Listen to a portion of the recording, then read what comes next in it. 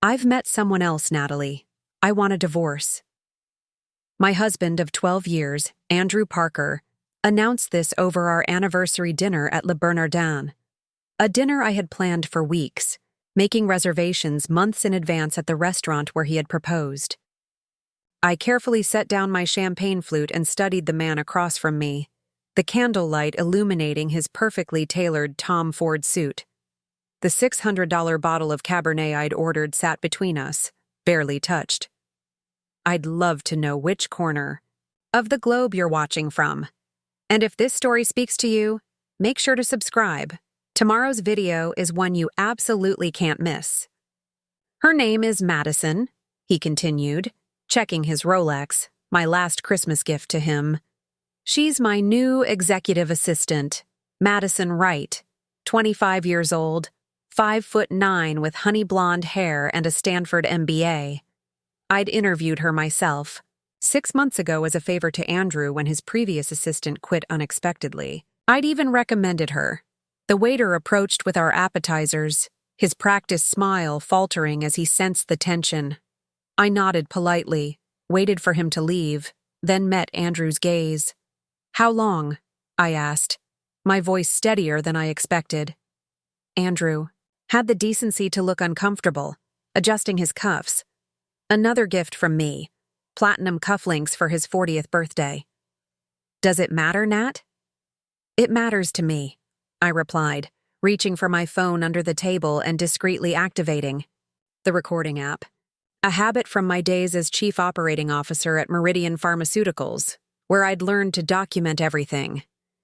He sighed, the sound of a man inconvenienced rather than one destroying a marriage.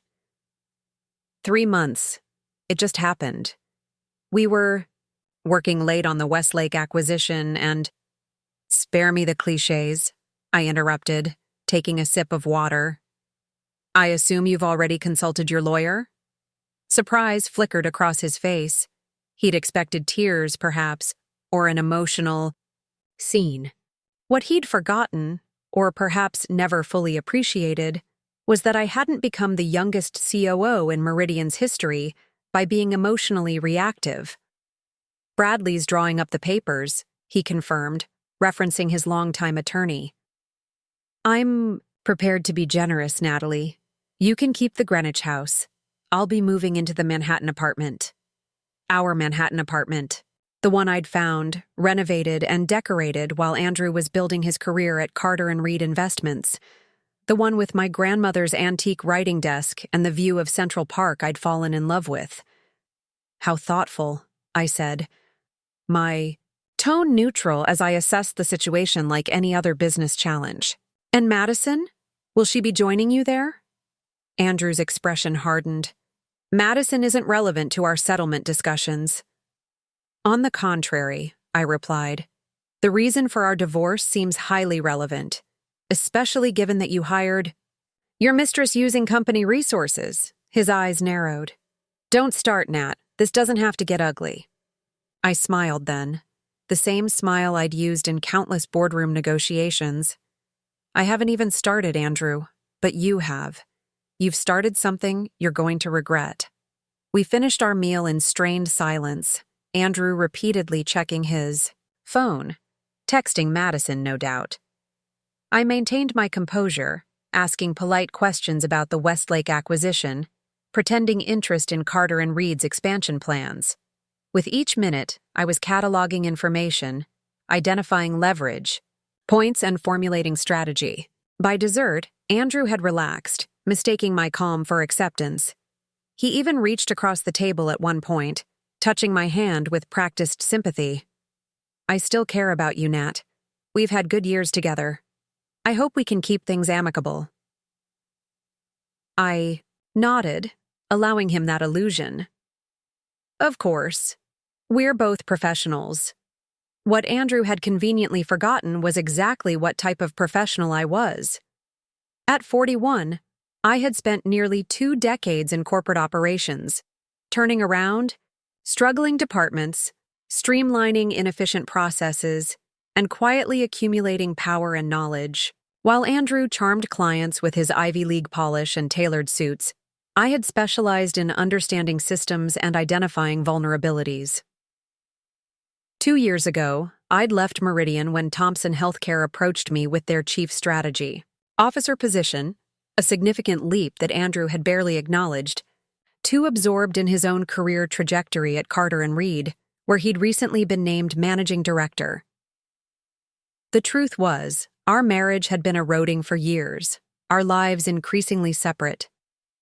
I traveled frequently for Thompson, restructuring their operations and positioning them for growth in specialized pharmaceutical services. Andrew expanded Carter & Reed's investment portfolio, focusing on healthcare acquisition targets. We had become two ambitious professionals sharing living space rather than partners sharing a life. Still, I had never expected this. Betrayal served. Up alongside Michelin-starred cuisine on our anniversary. After dinner, Andrew suggested we take separate cars home. "I have some work to finish at the office," he explained, not quite meeting my eyes. "Of course," I replied. "I have some calls to make as well." In the back of the Uber, I made my first call, not to a friend for emotional support or to a family member to share the devastating news. Instead, I called Victor Reynolds, Thompson Healthcare's corporate counsel, and more importantly, my longtime friend from business school. "I need advice," I said when he answered, "and absolute discretion." Victor didn't hesitate. "My home office? 30 minutes. I'll order in from that Thai place you like." By midnight, Victor had outlined my legal options while I developed my strategy. Unlike Andrew, I had insisted on a strong prenuptial agreement when we married, protecting my assets and future earnings. It had seemed overly cautious at the time. I had significantly less wealth than Andrew then. But my father, a contract lawyer, had insisted. "Always negotiate from a position of strength, Natalie," he'd told me. "Hope for the best, but prepare for the worst." That preparation was about to pay off. When I arrived at our Greenwich house, a 6-bedroom colonial on 2 manicured acres, Andrew hadn't returned yet. I went straight to my home office and initiated the first phase of my response plan. First, I transferred my personal assets from our joint accounts to separate ones established years ago for my Thompson compensation package. Unlike Andrew, I had actually read our prenup carefully. It specified that earnings from positions acquired after our marriage remained individual property.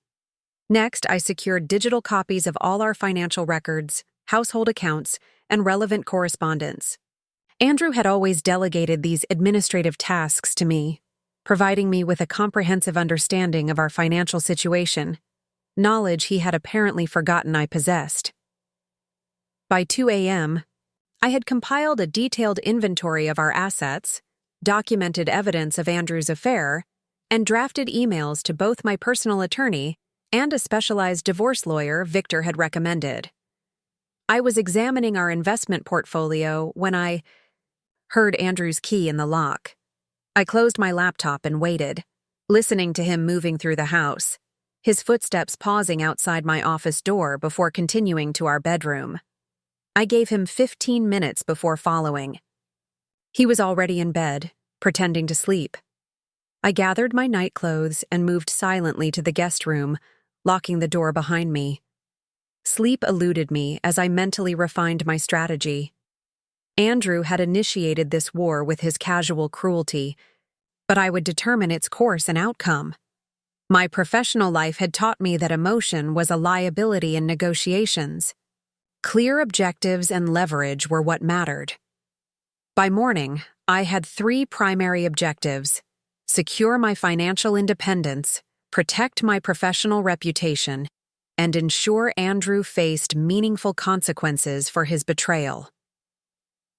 When I entered the kitchen at 6:30 a.m., Andrew was already there, dressed for work in another impeccable suit, scanning the Wall Street Journal while sipping espresso from the machine I'd bought him last Christmas. "We should talk," he said without looking up. "Yes," I agreed, pouring myself coffee. "We should." He set down his paper, his expression carefully arranged to convey reasonable concern. "I know last night was a shock, Natalie. I handled it poorly.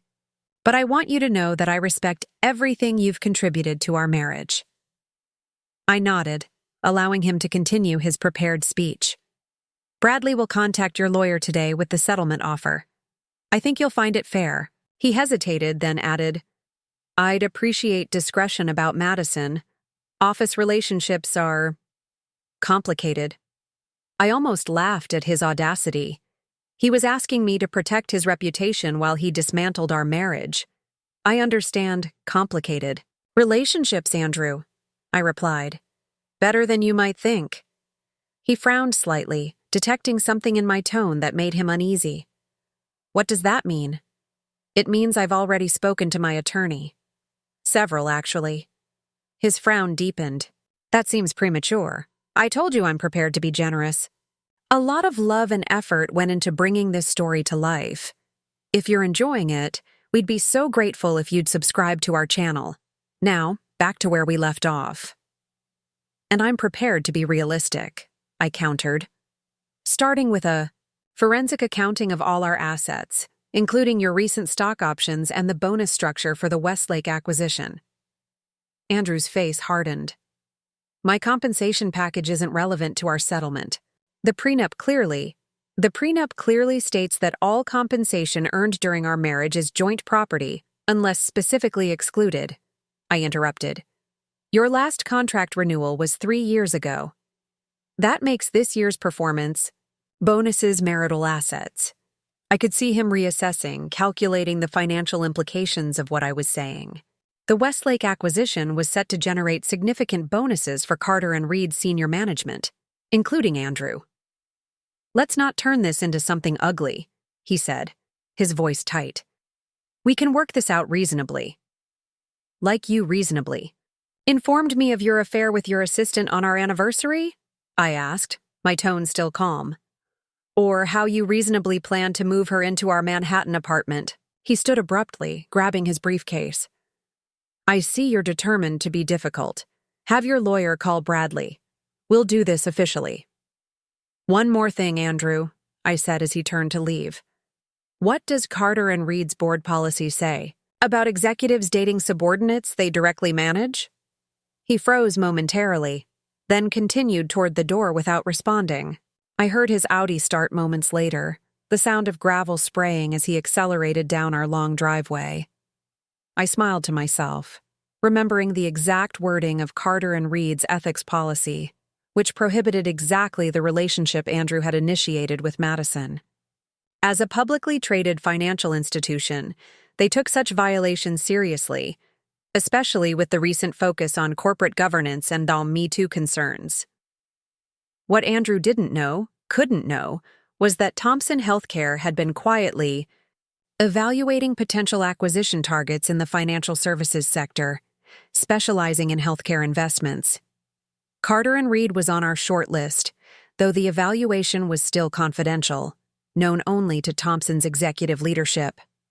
Pulled out my phone and called Elaine Montgomery, Thompson's CEO. "Elaine, it's Natalie. I need to move up our strategy discussion about acquisition targets. Something's come up that might present an unexpected opportunity." "I have 30 minutes now," she replied. "Is everything okay? You sound different." "Everything's changing," I told her. "But change creates opportunity for those prepared to act." By the time I ended the call 45 minutes later, we had accelerated Thompson's evaluation timeline for Carter and Reed and outlined a multi-phase approach that would position us to make a move within the next quarter, significantly faster than our original timeline. My second call was to Diane Levine, a senior editor at the Wall Street Journal whom I'd met during a healthcare innovation panel last year. We had maintained contact, occasionally meeting for coffee to discuss industry trends. "Diane, I've been hearing some interesting rumors about governance issues at Carter and Reed. Have you been tracking their recent executive behavior?" "Nothing specific," she replied, professional curiosity evident in her voice. "What kind of issues?" "Nothing I can discuss directly," I said, maintaining plausible deniability. But if I were investigating financial institutions with potential ethics compliance problems, I'd look closely at their senior management team and any recent personnel changes or unusual reporting relationships. The seed planted, I moved on to my third call, to Martha Wilson, Carter & Reed's head of human resources, whom I'd met at several company functions over the years. "Martha, it's Natalie Parker. I hope I'm not interrupting." "Natalie, not at all. How are you?" Her warmth seemed genuine, unaware of my changing marital status. "I'm well, thank you. Actually, I'm calling about a somewhat delicate matter. I recently interviewed a promising candidate for a position at Thomson, but she mentioned having just accepted a role at Carter & Reed. Madison, right?" There was a pause. "Yes, Madison joined us about 6 months ago as an executive assistant to Andrew. Is there a problem?" "Not a problem exactly," I said carefully. "But in our interview process, we noted some discrepancies in her background verification that raised red flags. Corporate policy prevents me from sharing specifics, but given our company's ongoing professional relationship, I felt obligated to mention it." "I appreciate that, Natalie," Martha said, her tone now concerned. "I'll review her file personally. Background issues can be serious, especially for staff with access to sensitive information." I ended the call knowing Martha would indeed review Madison's employment file, and inevitably notice her unusually rapid promotion trajectory and the significant salary increases Andrew had approved outside the normal review cycle. By noon, I had spoken with my divorce attorney, secured a temporary freeze on our joint investment accounts, pending routine review, and arranged to have my personal belongings moved from the Manhattan apartment to a suite at the Four Seasons. Andrew called shortly after 2 p.m., his voice tight with controlled fury. "What the hell are you doing, Natalie? I just got called into a meeting with HR about Madison's reporting structure." "That sounds like an internal Carter & Reed matter," I replied coolly. "Perhaps you should review the company's ethics policy." "Did you contact HR?" he demanded. "This is completely inappropriate." "What's inappropriate is hiring your mistress, approving unjustified salary increases, and creating a hostile work environment for other employees," I countered. "But I'm sure you can explain all that to Martha." "This isn't going to end well for you," he threatened. "You're interfering with my career." "No, Andrew. You interfered with your career when you decided to sleep with your assistant. I'm simply allowing the natural consequences to unfold." I hung up before he could respond, then turned my attention to emails from Thomson's strategy team, who were accelerating their analysis of Carter & Reed's market position and vulnerabilities. Initial reports suggested the firm was overextended on several healthcare investments, creating potential leverage for an aggressive acquisition approach. By evening, I had checked into the Four Seasons and arranged for my assistant to reschedule my appointments for the next 2 days, citing a family emergency. I needed time to fully implement my strategy without workplace distractions.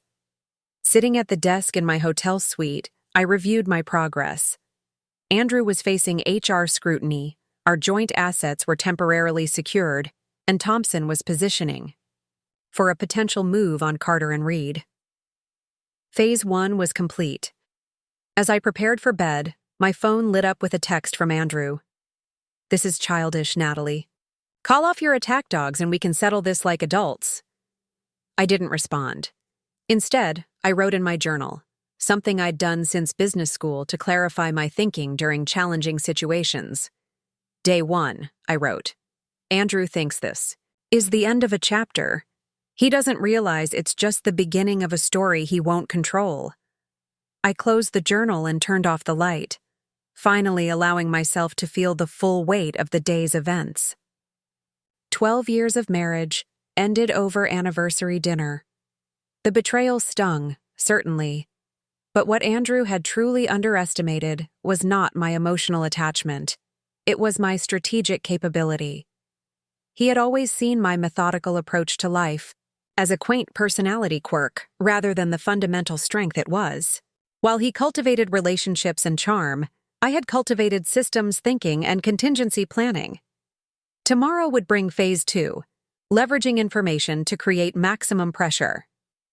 Andrew had chosen the battlefield when he announced our divorce at Le Bernardin, But I would determine how this war was fought, and who would ultimately emerge victorious. Morning light filtered through the luxurious curtains of my Four Seasons suite as I reviewed the notes on my laptop. Sleep has come surprisingly easy. The clarity of purpose has always been a powerful sedative for me. I sipped my coffee, mentally revisiting the signs I had overlooked during the past year. The first hint had been Andrew's sudden interest in his appearance. After turning 40, he had hired a personal trainer, revamped his wardrobe, and even consulted with a dermatologist about preventative treatments. At the time, I had attributed it to the typical male midlife awareness of mortality. Then came the late nights at the office, increasingly frequent, with vague explanations about client emergencies and market complications. The financial industry certainly had its demanding periods, but Andrew's absences had a pattern that, in retrospect, aligned perfectly with Madison's hiring.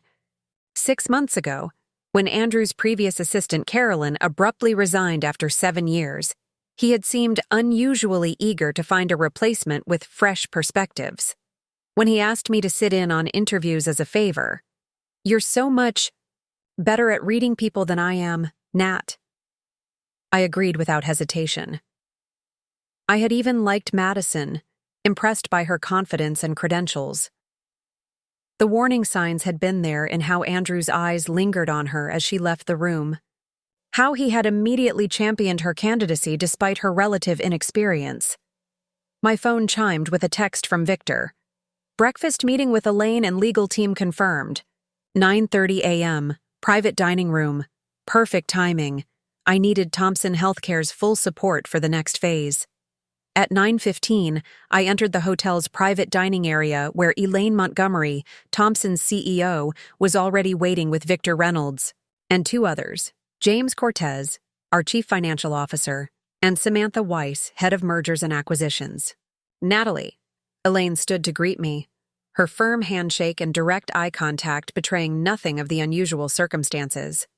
At 62, with 3 decades of healthcare leadership experience, Elaine was the perfect blend of strategic brilliance and emotional control. "Thank you all for coming on such short notice," I began after we'd settled with coffee.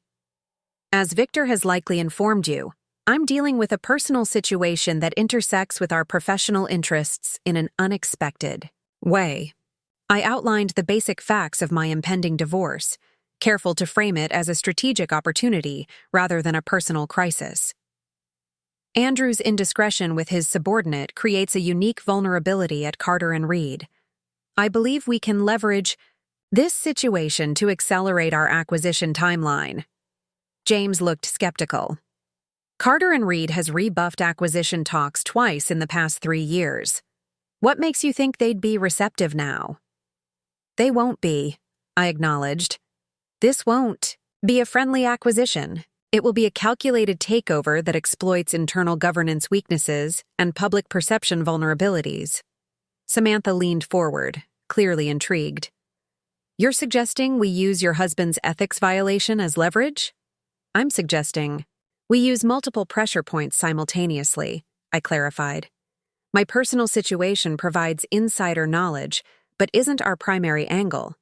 What matters is timing.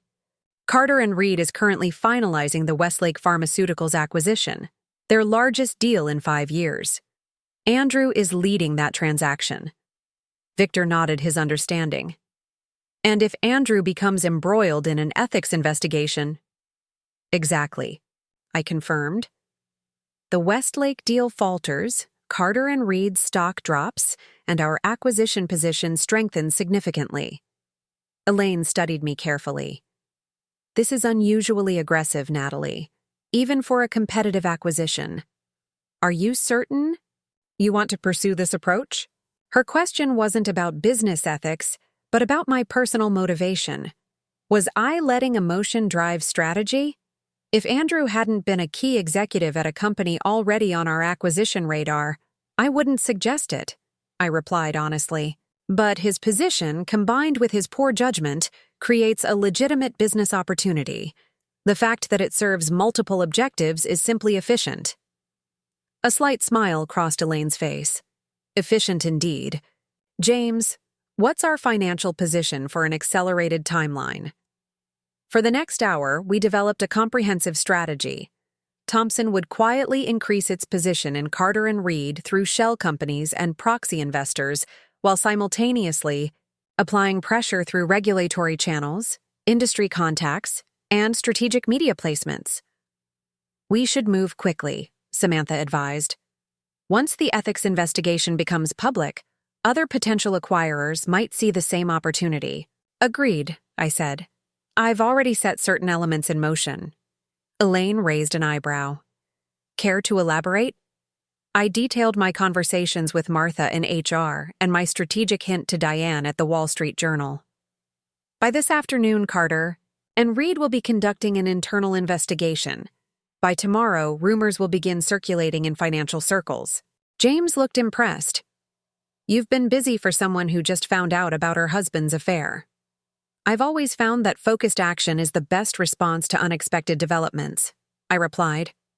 As our meeting concluded, Elaine pulled me aside. This is unorthodox, Natalie. Mixing personal and professional in this way. I understand your concern, I acknowledged. I didn't say I was concerned, she corrected. I said it was unorthodox. Sometimes unorthodox approaches yield exceptional results. She squeezed my arm lightly. Just make sure you're thinking 3 moves ahead. Always, I assured her. After the Thomson team departed, I called my divorce attorney, Caroline Foster, for an update. Andrew's lawyer reached out this morning. She reported, they're pushing for a quick, quiet settlement, offering the Greenwich house and a one-time payment of $2 million. I almost laughed. Counteroffer? I told them we need a full accounting of all assets, including Andrew's pending compensation from the Westlake deal, before we can discuss terms. Bradley wasn't happy. Bradley's happiness isn't our concern, I replied. What's our timeline on filing? Papers are ready. We can file this afternoon if you want to make it official. I considered the timing. Let's wait until tomorrow. I want to see how the HR situation at Carter and Reed develops first. By noon, I had checked out of the Four Seasons and moved to a boutique hotel in Tribeca, less obvious than a major hotel and closer to Thomson's offices. I needed both privacy and proximity for the coming days. My phone rang as I was unpacking, a Manhattan area code I didn't recognize. Natalie Parker. I answered. Miss Parker, this is Diane Levine from the Wall Street Journal. Her voice was brisk, professional. I've been looking into those governance issues at Carter and Reed you mentioned. Some interesting patterns are emerging. I was hoping we could speak off the record. I'm available this afternoon, I offered. There's a quiet cafe near your office, the Blue Spoon. 3 o'clock? Perfect. Thank you. I smiled as I ended the call. Phase 2 was progressing faster than anticipated. At 2:30, my phone lit up with Andrew's name. I let it go to voicemail, then listened to his message. Natalie, this is ridiculous. Martha's launched a formal ethics review. My entire team is being interviewed. Whatever game you're playing needs to stop now. Call me back immediately. I texted rather than called. Not playing games, merely ensuring appropriate corporate governance. Isn't that what Carter and Reed's shareholders deserve? His response was immediate. This isn't about corporate governance. This is about revenge. You're trying to sabotage my career because our marriage failed. I didn't dignify that with a response. Andrew had always been skilled at recasting himself as the victim, one of his more useful talents in client relationships, less charming in personal ones. At the Blue Spoon, Diane was already waiting, notebook open, her sharp eyes taking in everything. Mid-50s with a sleek gray bob and minimalist style, she had built her reputation on exposing corporate malfeasance. Thank you for meeting me, she began after we ordered. I've found some interesting connections between Carter and Reed's executive compensation and certain client acquisitions that seem worth exploring. That does sound interesting, I replied neutrally. Particularly the Westlake Pharmaceuticals acquisition. she continued, led by Andrew Parker, who apparently has a pattern of unusual hiring and compensation decisions within his team. I maintained a carefully concerned expression. What kind of patterns? Rapid promotions, salary increases outside normal review, cycles, predominantly affecting young female employees who report directly to him. Diane watched me closely, including a recent hire named Madison Wright, who went from executive assistant to associate in just 5 months, with a 40% salary increase. I allowed a flicker of surprise to cross my face. That does seem irregular, especially for a firm as established as Carter and Reed. There's more, Diane continued. Madison Wright's personnel file shows Andrew personally overrode 2 compliance flags during her hiring process, a gap in her employment history and an unverified reference. This genuinely surprised me. Andrew had been even more reckless than I'd realized. Off the record, Diane leaned forward. I understand you're married to Andrew Parker. I want to be sensitive to your position while pursuing this story. I appreciate that, Diane. I met her gaze directly. Also, off the record, Andrew and I are in the process of separating. His personal choices are his own, but corporate governance issues affect shareholders and employees. Those concerns deserve proper scrutiny. Diane nodded, understanding my carefully worded message. I wasn't confirming the affair, but I wasn't defending Andrew either.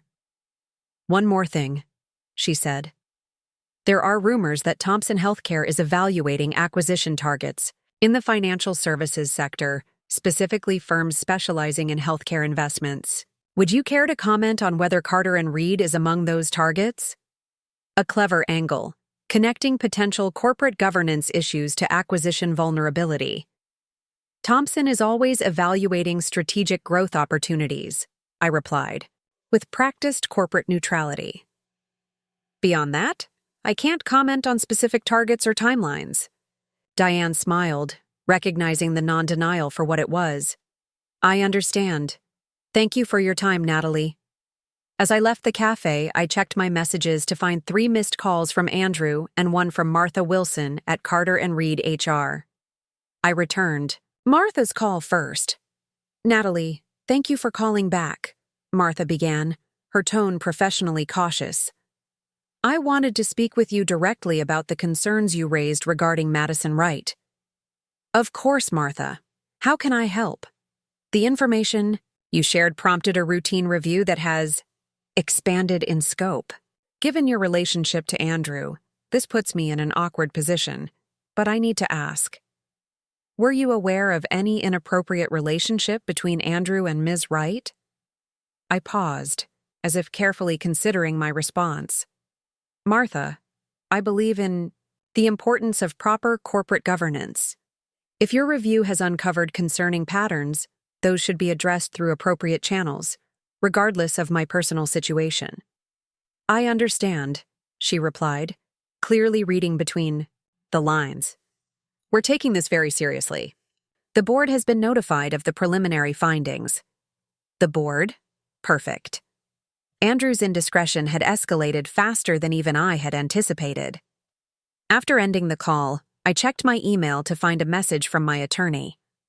Andrew had rejected our requirement for full financial disclosure and was pushing for an immediate settlement. His desperation was becoming obvious. I forwarded the email to Victor with a note.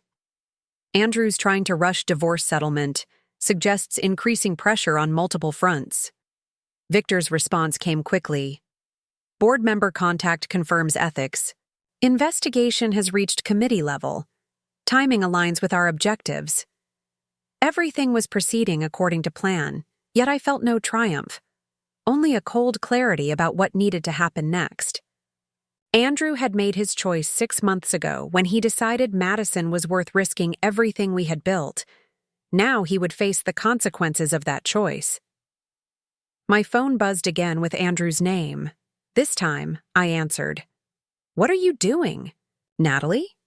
His voice was tight with barely controlled fury. The board is convening an emergency ethics committee meeting tomorrow morning. That sounds appropriate given the circumstances, I replied calmly. Appropriate? They've suspended Madison pending investigation and restricted my access to the Westlake files. The deal could collapse. Actions have consequences, Andrew. Corporate ethics policies exist for reasons beyond inconveniencing you. This is about us, not corporate ethics, he snapped. You're punishing me for ending our marriage. No, Andrew. You're facing consequences for violating company policies you were responsible for enforcing. That's not punishment. It's accountability. The board chairman called me personally, he continued, his voice lower now.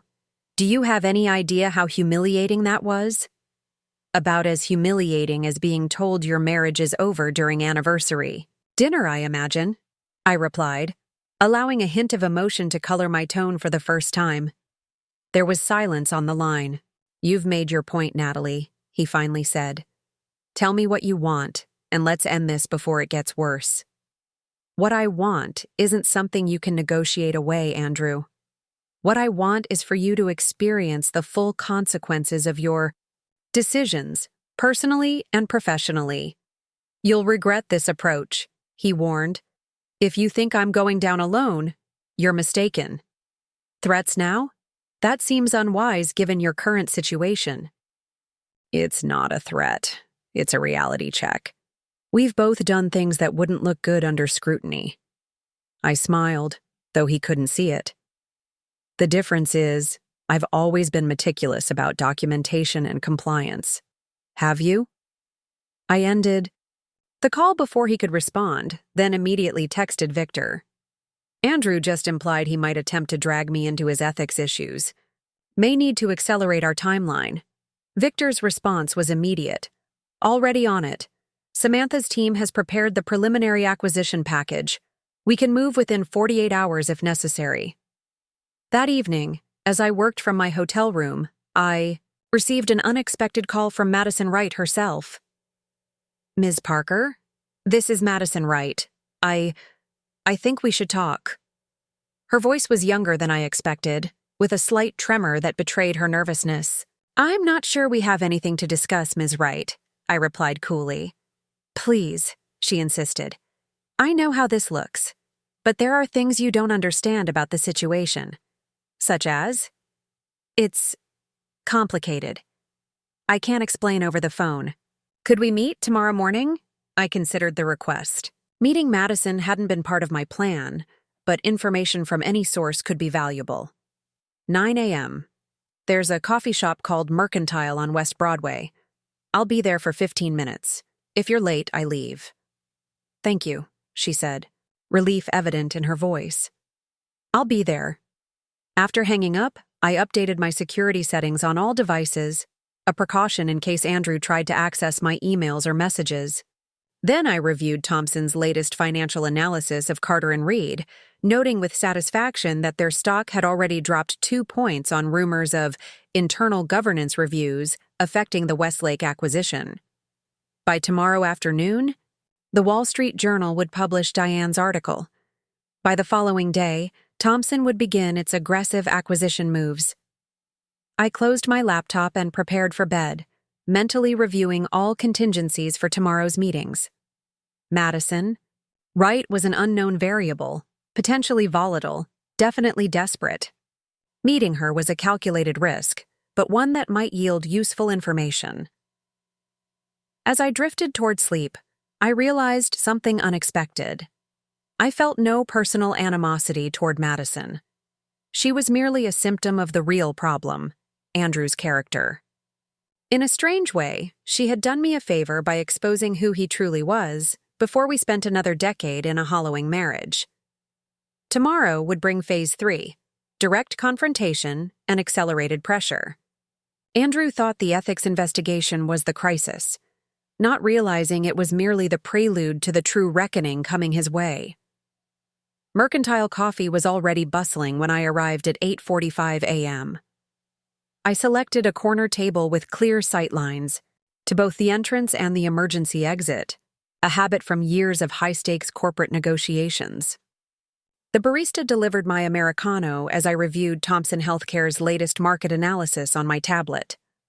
Carter and Reed's stock had dropped another point in pre-market trading on rumors of internal management disruption. At precisely 9 a.m., Madison Wright entered, scanning the room with nervous energy. She was prettier in person than in her LinkedIn profile, tall and slim, with honey blonde hair pulled back in a sleek ponytail, wearing a dove-gray pantsuit that looked expensive, but not ostentatious. I raised my hand slightly, and her eyes locked on mine. As she approached, I noticed her hands trembling slightly. Good. Nervousness often led to unplanned disclosures. "Ms. Parker," she began as she sat down. "Thank you for meeting me." "I have 13 minutes remaining from the 15 I allotted," I replied, checking my watch. "I suggest you use them efficiently." She flushed slightly but maintained eye contact. "I understand why you hate me." "I don't hate you, Miss Wright," I interrupted. "That would require an emotional investment I haven't made. You're simply a factor in a complex equation." She seemed taken aback by my clinical tone. I didn't know Andrew was still living with you when we started seeing each other. He told me you were separated, that the divorce was already in process but being kept quiet for financial reasons. The classic lie.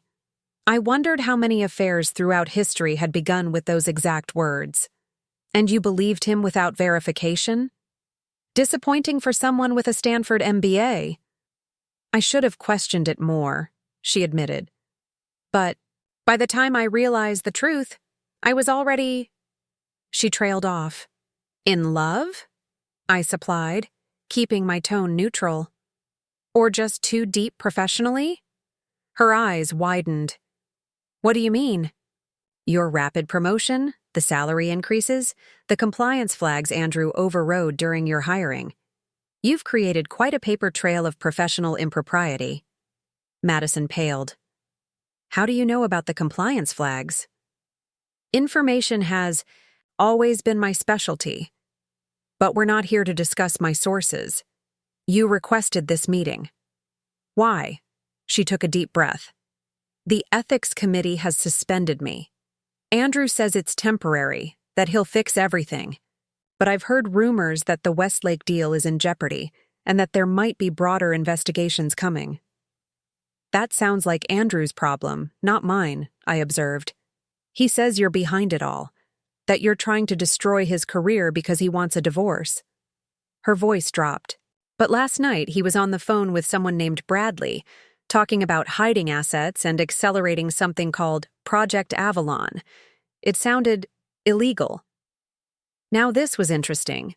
Project Avalon was the code name for a confidential venture capital fund Andrew had been developing, one I wasn't supposed to know about, but had discovered during my routine monitoring of his professional activities months ago. "Why tell me this?" I asked, studying her carefully. "Because I'm scared," she admitted. "Andrew's behavior has changed since the ethics investigation started. He's paranoid, angry, talking about people conspiring against him. Yesterday, he told me to delete all our text messages and emails." She paused. "I didn't. I kept copies instead." "Prudent," I acknowledged. "Though it doesn't explain why you're sharing this with me." Madison leaned forward, her voice barely above a whisper. "The board called me in yesterday for questioning. They asked about dates, communications, who knew what when. I realized I could be implicated in whatever Andrew's involved in, professionally and maybe even legally. Now we have reached the core of her motivation, self-preservation." Madison wasn't here out of guilt or moral awakening. She was here to save herself. "What exactly are you proposing?" I asked. "I have documentation, texts, emails, notes from meetings about the Westlake acquisition and Project Avalon, things that show Andrew was cutting corners, manipulating data. I'll provide everything in exchange for your help ensuring I'm not collateral, damage in whatever's coming." I considered her offer carefully. Madison's evidence could accelerate the timeline, potentially providing Thompson with additional leverage for the acquisition, but trusting Andrew's mistress seemed risky at best. "I'll need to see the documentation first," I said finally. "Forward," everything to this email address. I handed her a card with my private account. Once I've verified the information, we can discuss next steps. She nodded eagerly. I'll send it right away, but please, don't tell Andrew I spoke to you. He's not who I thought he was. Few people are Ms. Right. That's the first lesson of corporate strategy. Never confuse the persona with the person. After Madison left, I immediately called Victor to brief him on this unexpected development. Project Avalon. Victor mused when I mentioned it. Wasn't that the venture fund Andrew was courting Chinese investors for? The same, I confirmed. If Madison has documentation showing irregularities with international funding, that opens potential SEC violations. Which would create the perfect storm for our acquisition move, Victor observed. The board would be desperate for a clean exit. Exactly. Have Samantha's team prepare to accelerate if the documentation proves useful. By 10:30 a.m., Madison had forwarded a comprehensive file of emails, text messages, and meeting notes.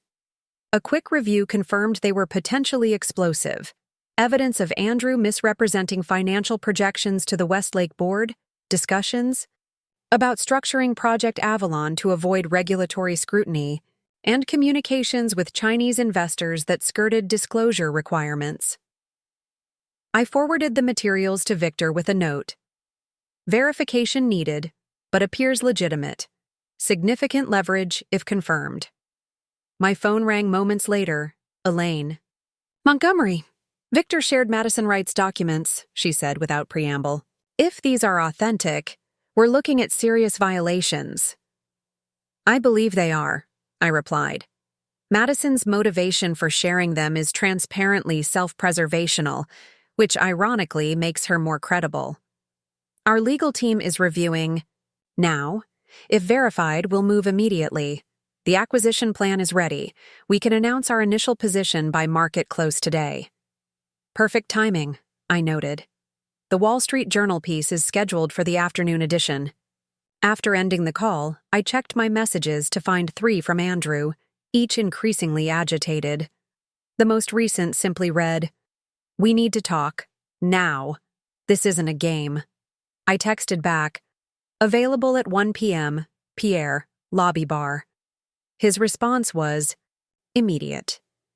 Fine, 1 p.m. The Pierre's lobby bar offered the perfect blend of privacy and public visibility. If Andrew lost his temper, increasingly likely given his recent messages, I wanted witnesses. I arrived early, selecting a corner table, and ordering sparkling water. Andrew arrived at exactly 1 p.m., looking distinctly worse than when I'd last seen him. His usually impeccable appearance showed signs of strain, his tie slightly askew, dark circles under his eyes, his customary confident stride replaced by tense, jerky movements. "Natalie," he acknowledged tersely, sliding into the seat across from me. "This has gone far enough." "Hello, Andrew. You look tired." "Cut the pleasantries," he snapped. "You've made your point. The board has suspended me pending the ethics investigation. The Westlake deal is stalled. Are you satisfied now?" "Not particularly," I replied calmly. "Satisfaction implies an emotional goal. I'm simply allowing natural consequences to unfold." "Natural consequences?" He leaned forward, lowering his voice but unable to hide his fury. "You've orchestrated a corporate witch hunt because I fell in love with someone else. I've done nothing except alert appropriate parties to potential ethics violations. If your actions can't withstand scrutiny, that's hardly my responsibility." Andrew's jaw tightened. "What do you want, Natalie? Just tell me what it will take. To end this vendetta, I want what I've always wanted: transparency and accountability, full financial disclosure, fair division of assets, and professional respect." "Fine," he said through gritted teeth. "I'll have Bradley draft a more equitable settlement. But you need to back off with the board. Tell them you have no specific concerns about my professional conduct." I almost smiled at his transparent attempt to negotiate. I can't influence an independent ethics investigation, Andrew. That would be inappropriate. Bullshit, he hissed. You started this. You can stop it. Perhaps you should focus on the Westlake acquisition instead, I suggested mildly. I hear there are some concerning discrepancies in the financial projections you presented to their board. Andrew's face was drained of color. What are you talking about? Just market rumors, I replied, watching his reaction carefully. Though Project Avalon seems to be generating interest in certain regulatory circles as well. He stood abruptly, his chair scraping loudly against the floor. You've gone too far, Natalie, if you think you can threaten me. I'm simply making conversation, Andrew, though your reaction is noteworthy. This ends now, he said, his voice shaking slightly. I've tried to be reasonable, but you're leaving me no choice. There are always choices, I observed. You made yours 6 months ago with Madison. Now you're experiencing the consequences. Andrew leaned down, his face inches from mine. You have no idea what I'm capable of when backed into a corner. Actually, I have a very clear understanding of your capabilities, I replied, maintaining eye contact. That's why I've prepared, so thoroughly. He straightened, adjusting his tie with a hand that trembled slightly. Expect to hear from Bradley this afternoon. And Natalie? Remember that mutually assured destruction benefits neither of us. I watched him storm out, then immediately texted Victor. Meeting with Andrew confirmed our suspicions. He's aware of pressure points re Westlake and Project Avalon. Likely to take desperate measures. Accelerate timeline. Victor's response came seconds later. Already in progress. A WSJ article just dropped online. Board emergency meeting scheduled for 3 p.m. I pulled up the Wall Street Journal's website to find Diane's article prominently featured. Governance questions plague Carter. And read amid key acquisition. The piece meticulously outlined the ethics investigation, the stalled Westlake deal, and whispers about regulatory concerns with undisclosed international ventures. Most damaging was a quote from an unnamed board member expressing profound disappointment and concern about the apparent pattern of governance failures that may extend beyond a single ethics violation. By 2:30 p.m., Carter and Reed's stock had dropped nearly 8% on heavy trading volume. Financial news networks were running breaking segments on the developing crisis at one of Wall Street's most established investment firms. At 3:15 p.m., my phone rang. Elaine Montgomery again. It's happening faster than we anticipated, she said, without greeting. Thompson is ready to announce our position and acquisition intention. We've secured commitments from 3 major Carter and Reed shareholders. Combined with what we've quietly acquired, we'll control nearly 28% after the announcement. Perfect, I replied. And the timing? Market opens tomorrow. Our analysts predict another 10-15% drop in Carter and Reed stock by then, making our offer appear even more attractive to panicked shareholders. After ending the call, I sat quietly for a moment, absorbing the magnitude of what was unfolding. In just 3 days, we had transformed a personal betrayal into a strategic corporate acquisition that would reshape Thompson Healthcare's market position for decades. My phone buzzed with a text from my divorce attorney, Andrew's lawyer requesting an emergency settlement conference, offering full financial disclosure and generous terms, clearly rattled. I smiled slightly. Maintain course. No settlement discussions until the corporate situation stabilizes. At 4:30 p.m., breaking news alerts flooded my phone. Carter and Reed. Board announces CEO Timothy Hargrove taking temporary leadership of Westlake acquisition team. Andrew had been removed from his flagship deal, the clearest public indication yet of his precarious position. Minutes later, my phone rang with an unfamiliar number. I answered cautiously. Ms. Parker? This is Edward Linley, chairman of the board, at Carter and Reed. His deep voice carried the polished authority of old money and Harvard Business School. I hope I'm not intruding. Not at all, Mr. Linley. How can I help you? I'll be direct, Ms. Parker. The board has become aware of Thomson Healthcare's market position and apparent acquisition interest in Carter and Reed. Given your role at Thomson and your personal connection to recent events at our firm, I thought a direct conversation might be productive. So the board had made the connection between the ethics investigation, Thomson's market moves, and my position, faster than expected. I appreciate directness, Mr. Linley, I replied. Though I should note that Thomson's investment strategies are determined by our executive team and board, not by any individual officer. Of course, he acknowledged smoothly.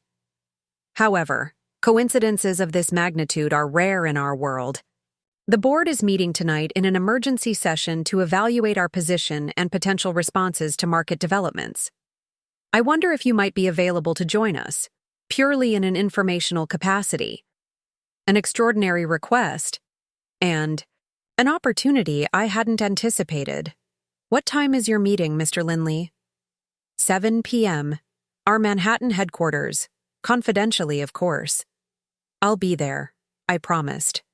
And Mr. Linley, I appreciate your professional approach to a complex situation. Complex indeed, he replied.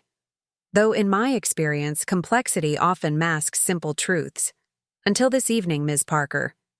As soon as the call ended, I contacted Elaine to brief her on this unexpected development. The board wants me there. Tonight? That's unprecedented, she mused.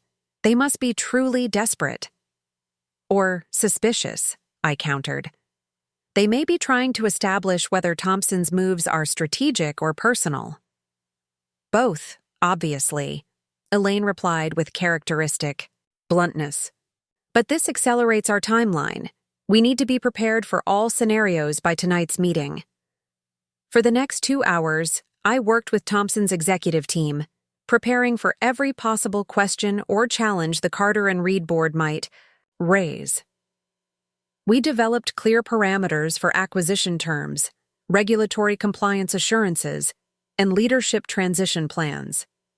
At 6:30 p.m., I left for Carter and Reed's headquarters, dressed in a navy Armani suit that projected confidence without aggression. As my car navigated through Manhattan traffic, I received a flurry of texts from Victor and Elaine, updating me on last-minute developments and strategy refinements. The final text came from Samantha. SEC just announced informal inquiry into Project Avalon disclosures. Perfect timing. Indeed, the pieces were falling into place with almost choreographed precision. I took a deep breath as the car pulled up to Carter and Reed's imposing glass tower, Andrew's professional home for the past decade, soon to be absorbed by Thomson Healthcare under my strategic direction. The symmetry wasn't lost on me. Andrew had casually discarded our marriage for his younger assistant, believing I would quietly accept whatever terms he offered. Instead, I was about to enter a boardroom where his professional future, and the future of the entire firm, hung in the balance. I stepped out of the car and straightened my shoulders, ready for the next phase of this corporate chess match. The security guard nodded respectfully as I approached the desk. Natalie Parker for the board meeting, I said confidently. Yes, Ms. Parker. They're expecting you on the 40th floor. As the elevator ascended, I reflected on how quickly circumstances had changed. 3 days ago, my wife received devastating news over our anniversary dinner. Tonight, I was walking into Carter and Reed's boardroom not as Andrew Parker's soon-to-be ex-wife, but as the architect of Thomson Healthcare's most ambitious acquisition. The elevator doors opened directly into an elegant reception area where Edward Linley himself waited to greet me, a significant courtesy that underscored the gravity of the situation. Ms. Parker, he extended his hand. Thank you for joining us under these unusual circumstances. Mr. Linley, I shook his hand firmly. Unusual circumstances often create unique opportunities. He studied me with a shrewd assessment. Indeed, they do. Shall we? He gestured toward the boardroom doors, behind which Andrew's professional fate and the future of Carter and Reed awaited resolution. The boardroom of Carter and Reed exuded old-world financial power, gleaming mahogany table, leather chairs and floor-to-ceiling windows showcasing Manhattan's glittering skyline. 14 people were already seated as Edward Linley guided me in, their conversations halting abruptly at my entrance. I recognized most from industry events or financial press. 11 board members, CEO Timothy Hargrove, CFO Lawrence Peters, and General Counsel Stephanie Rivera. What I didn't expect was Andrew, seated at the far end, his face a mask of barely contained fury as he registered my arrival. As you know, this is Natalie Parker, Chief Strategy Officer at Thompson Healthcare. Linley introduced me smoothly. Given the unusual circumstances and Thompson's evident interest in our company, I've invited Ms. Parker to join us for part of our discussion. Andrew stood abruptly. This is completely inappropriate. She has an obvious conflict of interest and a personal vendetta. That's enough, Andrew. Linley cut him off with quiet authority. The board has already been briefed on your personal situation, which is precisely why Ms. Parker's perspective is valuable at this juncture. Andrew sat down, glaring at me as I took the seat Linley indicated, directly across from him. For those unaware, Linley continued, addressing the room, Thompson Healthcare has acquired approximately 17% of Carter & Reed's outstanding shares over the past 8 weeks through various channels. Our intelligence suggests they intend to announce an acquisition offer at the market open tomorrow. Several board members exchanged alarmed glances. The CFO leaned forward.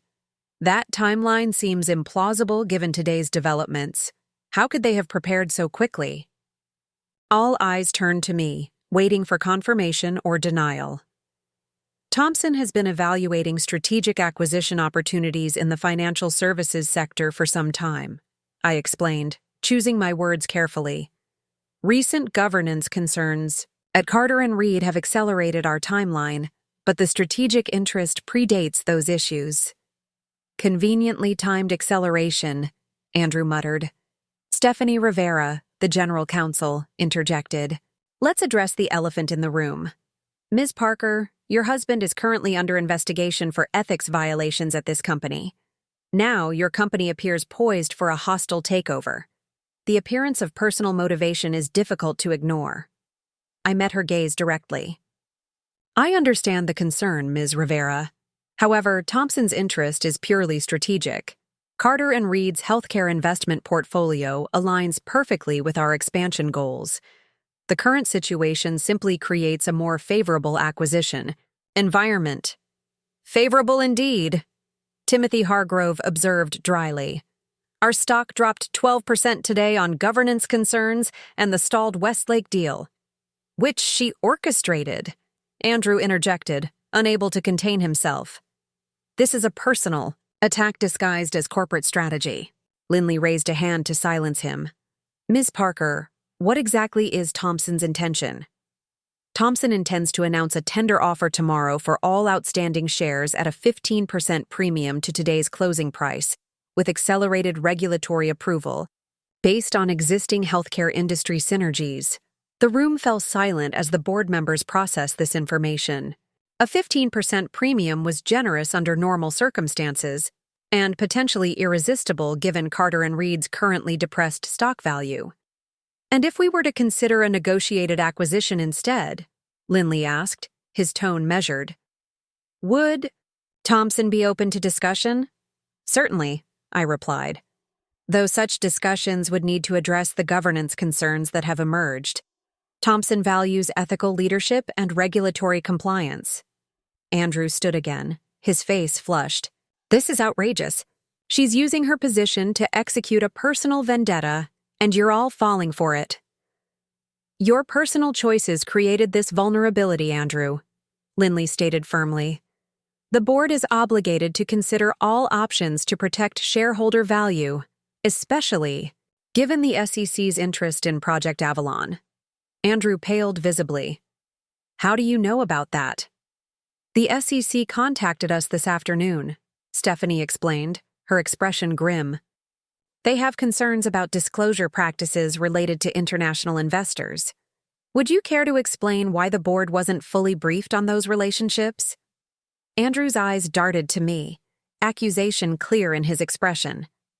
This is a witch hunt based on stolen information. Madison had no right to share confidential documents. So you confirm the documents are authentic? Stephanie interrupted, making a note. That's helpful, thank you. I maintained a neutral expression, though inwardly I noted how quickly Andrew had implicated himself in Madison.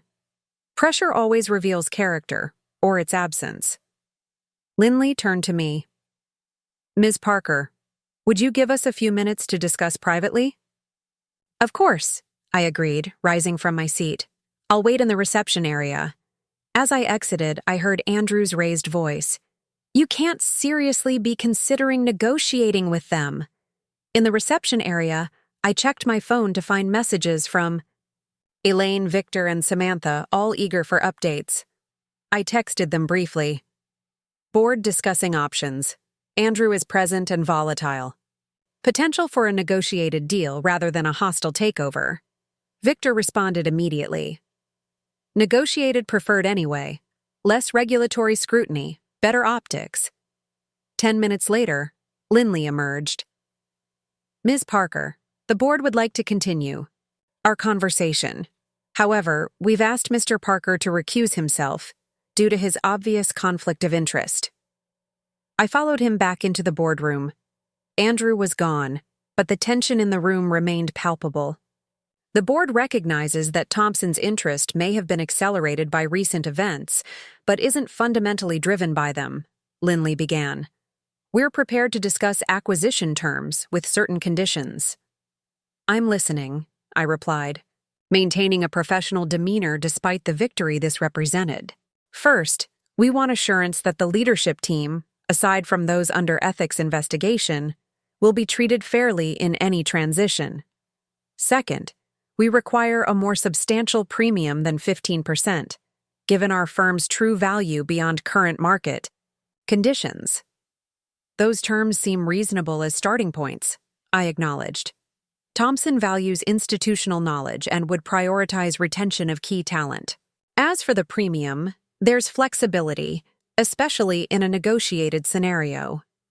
For the next hour, we outlined preliminary terms for a potential negotiated acquisition. The board seemed relieved to be discussing practical business matters rather than ethics violations and SEC inquiries. By 9 p.m., we had reached tentative agreement on a framework that would be presented to Thompson's board for formal approval. We'll reconvene tomorrow morning before the market opens, Lindley concluded. If your board approves these preliminary terms, we can announce a negotiated acquisition rather than responding to a hostile offer. As the meeting adjourned, Timothy Hargrove approached me, his expression a mixture of reluctant respect and wariness. Impressive strategy, Ms. Parker. Though I can't help wondering if we'd be having this conversation if Andrew had chosen a different anniversary gift. Business and personal matters often intersect in unexpected ways, I replied neutrally.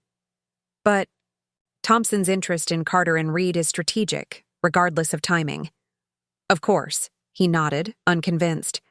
And Andrew's removal from leadership is a necessary condition for any acquisition, given the documented ethics violations and SEC concerns, I stated firmly.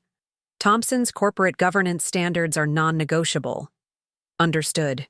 He offered his hand. I suspect we'll be colleagues soon enough. Looking forward to seeing what Thompson does with our combined capabilities. As I prepared to leave, Stephanie Rivera intercepted me near the elevator. One question, Ms. Parker. The SEC inquiry into Project Avalon. Did Thompson provide that? Information to regulators? Thompson maintains excellent relationships with regulatory bodies, I replied carefully. Information flows in many directions in our industry. She studied me for a moment, then nodded. Indeed it does. Good evening, Ms. Parker. Outside, my driver was waiting. The Four Seasons, I instructed, then immediately called Elaine to brief. Her on the board's response. They're that eager to negotiate? Elaine sounded pleased but cautious. What about Andrew? Recused from the discussion and effectively sidelined. The board is primarily concerned with protecting shareholder value and minimizing regulatory exposure now that the SEC is involved. And they've agreed to Andrew's removal as a condition? Implicitly, yes. They understand he's a liability they can't afford, especially under Thompson ownership. Elaine chuckled. Remarkable how quickly loyalty evaporates when stock prices fall. Our board is meeting at 6 a.m. to approve the negotiated terms. Be ready to join by video. At the hotel, I found a message waiting from my attorney. Andrew's lawyer called 3 times. Increasingly desperate to settle divorce terms before a corporate situation deteriorates further, his words. How do you want to proceed? I replied. Maintain position. No settlement discussions until after the acquisition. Announcement. As I prepared for bed, my phone rang with an unfamiliar number. Against my better judgment, I answered. You've destroyed everything. Madison's voice was thick with tears. Andrew just called me. He's been suspended pending termination.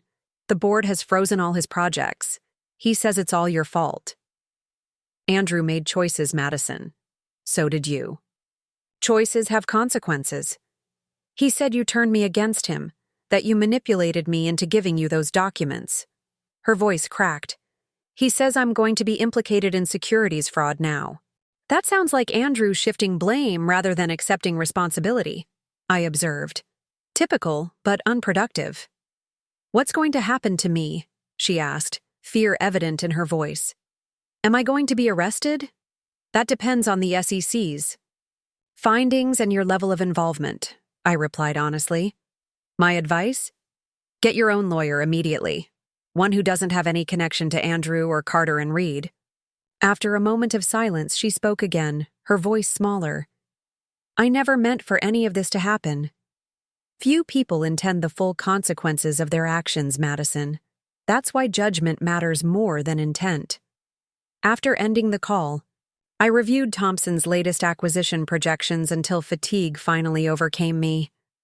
I fell asleep thinking about the boardroom dynamics I'd witnessed, how quickly Andrew had been abandoned by his colleagues once he became a liability rather than an asset. I awoke at 5 a.m. to prepare for Thompson's board meeting.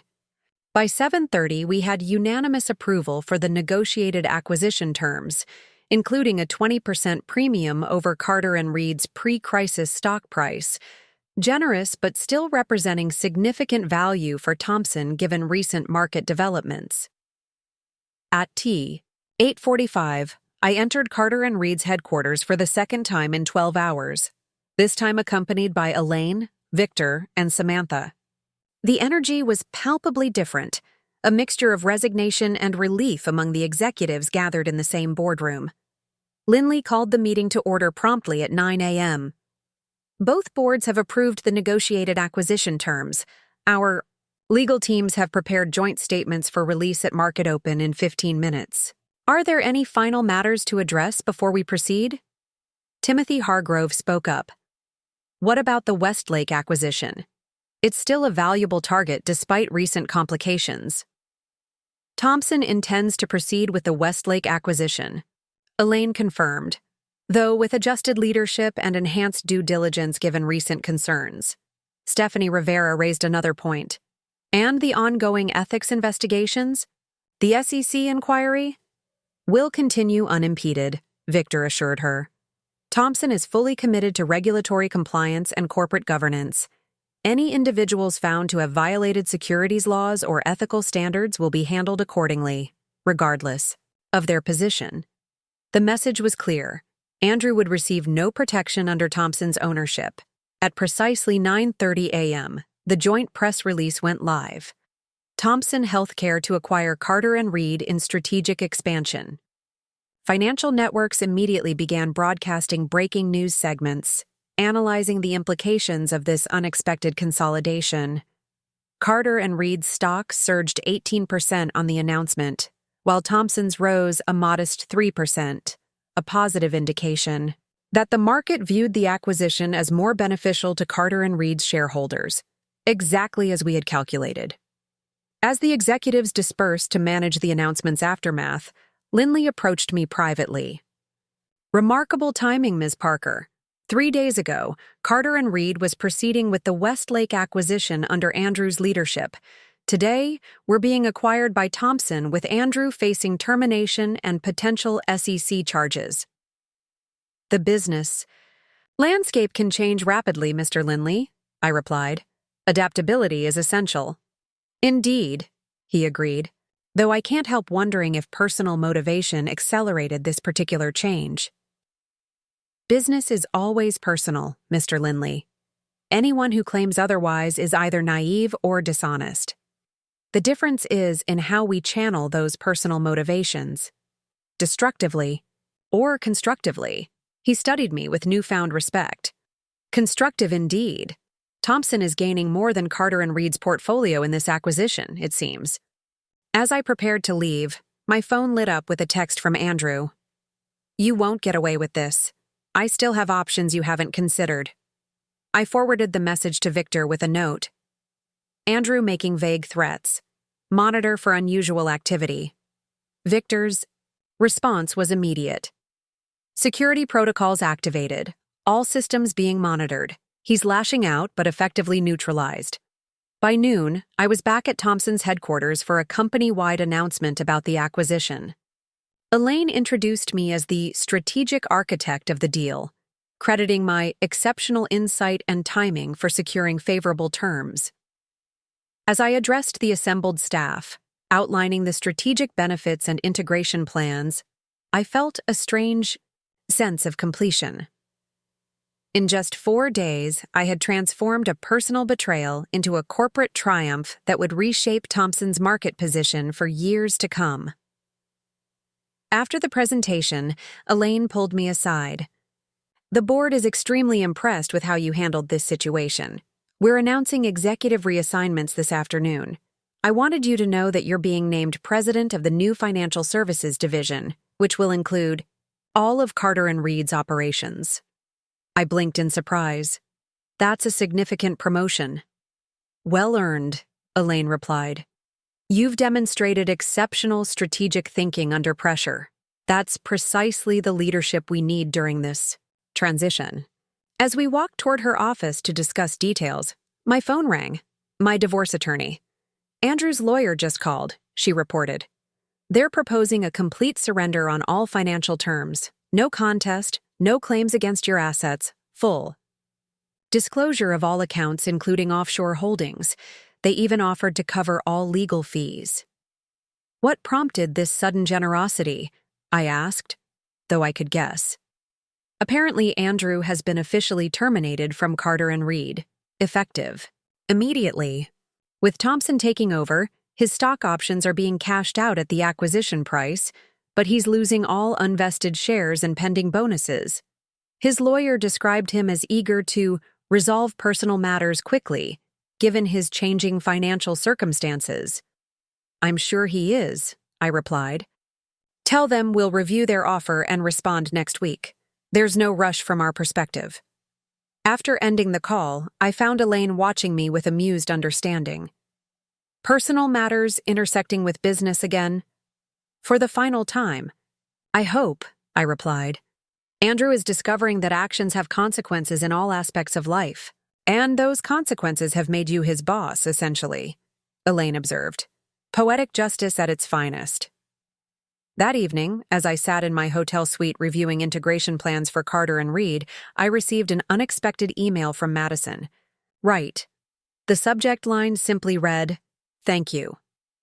Ms. Parker," she wrote, "I've retained independent counsel as you suggested. They've arranged a cooperation agreement with the SEC regarding Project Avalon in exchange for my testimony. I wanted you to know that I'm providing complete information about Andrew's actions and my own. I made terrible mistakes in both professional and personal judgment, but I'm trying to take responsibility for them now. You were right about choices having consequences. I'm learning that lesson the hard way, but I'm learning it." I closed my laptop and walked to the window, gazing out at the Manhattan skyline. 4 days ago, Andrew had casually destroyed our marriage over anniversary dinner, confident that I would quietly accept whatever terms he offered. Now he was unemployed, under SEC investigation, and watching me take control of the company that had just fired him. It wasn't revenge exactly. It was accountability, the natural consequence of underestimating someone you should have valued. And tomorrow, as president of Thomson's new financial services division, I would begin rebuilding Carter and Reed into something stronger and more ethical than Andrew had ever envisioned. The morning sunlight streamed through the floor-to-ceiling windows of my corner office on the 42nd floor of the Thomson Healthcare Tower. From this height, Manhattan spread below like a living circuit board, pulsing with energy and possibility. I stood by the window, coffee in hand, watching the city awaken as I prepared for the quarterly board presentation later that morning. The integration of Carter and Reed into Thomson's structure had proceeded more smoothly than even our most optimistic projections. The financial services division I now led had already closed the Westlake acquisition, properly structured this time, and our combined healthcare investment portfolio had outperformed market benchmarks by 12% in the first 2 quarters. A knock at my door interrupted my thoughts. Elaine entered, immaculate as always, in a charcoal suit, silver hair swept back in her signature style. "Quarterly numbers look exceptional," she said, dispensing with pleasantries in her characteristic fashion. "The board will be thrilled. Have you seen the Wall Street Journal this morning?" She handed me the business section, where a feature article occupied the front page. Thomson's strategic gambit pays off. Healthcare giant's financial division exceeds expectations under new leadership. The article detailed our successful integration of Carter and Reed, the restructured Westlake deal, and the strategic vision that had driven the acquisition. My name appeared prominently, with industry analysts praising the bold but calculated approach that had transformed Thomson into a healthcare investment powerhouse. "Not bad for 6 months' work," Elaine remarked with a rare smile. "The board is discussing accelerated expansion plans. Your name came up repeatedly in preliminary conversations." "Expansion into what markets?" I asked, setting aside the newspaper. "European. Healthcare financing initially, with potential Asian partnerships by next year." She studied me carefully. "You've built something remarkable here, Natalie. The board recognizes that." "We've built something remarkable," I corrected. "The team has been exceptional." "Your team," Elaine emphasized. "You assembled them, guided the integration, and established the division's culture. Don't diminish your accomplishment." After Elaine left, I returned to the window, reflecting on the whirlwind 6 months since the acquisition. The professional transition had been demanding but straightforward. Corporate integrations followed predictable patterns, and I had managed dozens throughout my career. The personal transitions had been more complex. My divorce from Andrew was finalized 3 months ago, with terms even more favorable than my attorney had initially targeted. Andrew, facing mounting legal pressures and professional exile, had surrendered completely in the settlement negotiations. Hadn't seen him since that tense boardroom confrontation at Carter and Reed, though I'd heard through industry connections that he had relocated to Phoenix, where he'd taken a dramatically lower position at a small regional investment firm. The SEC investigation into Project Avalon continued, with Andrew and several associates facing potential civil penalties. Criminal charges remained possible but increasingly unlikely given the cooperation agreements secured by Madison and others. My assistant Lauren buzzed through the intercom. "Ms. Parker, your 10 a.m. is here." "Send her in," I replied, moving to my desk. The door opened to reveal Madison Wright, more conservatively dressed than before in a simple navy pantsuit, her former confidence tempered by the experiences of recent months. "Thank you for seeing me, Ms. Parker," she began, taking the chair I indicated. "I appreciate you making time in your schedule." After providing key testimony to the SEC, Madison had resigned from Carter and Reed during the transition. I hadn't expected to see her again, making her meeting request last week a surprise. "Your email mentioned you wanted to discuss professional opportunities," I said, coming directly to the point. Madison nodded. Yes. I've spent the past few months reflecting on my choices and working with the SEC to make amends for my role in Project Avalon. That process is nearly complete, and I'm looking to restart my career with a very different approach. And you're approaching me because... I left the question hanging. She met my gaze directly. Because you were right about everything. About choices having consequences. About judgment matters more than intent. About the importance of integrity in business, she paused. And because I believe in facing difficult situations directly rather than avoiding them. I studied her carefully.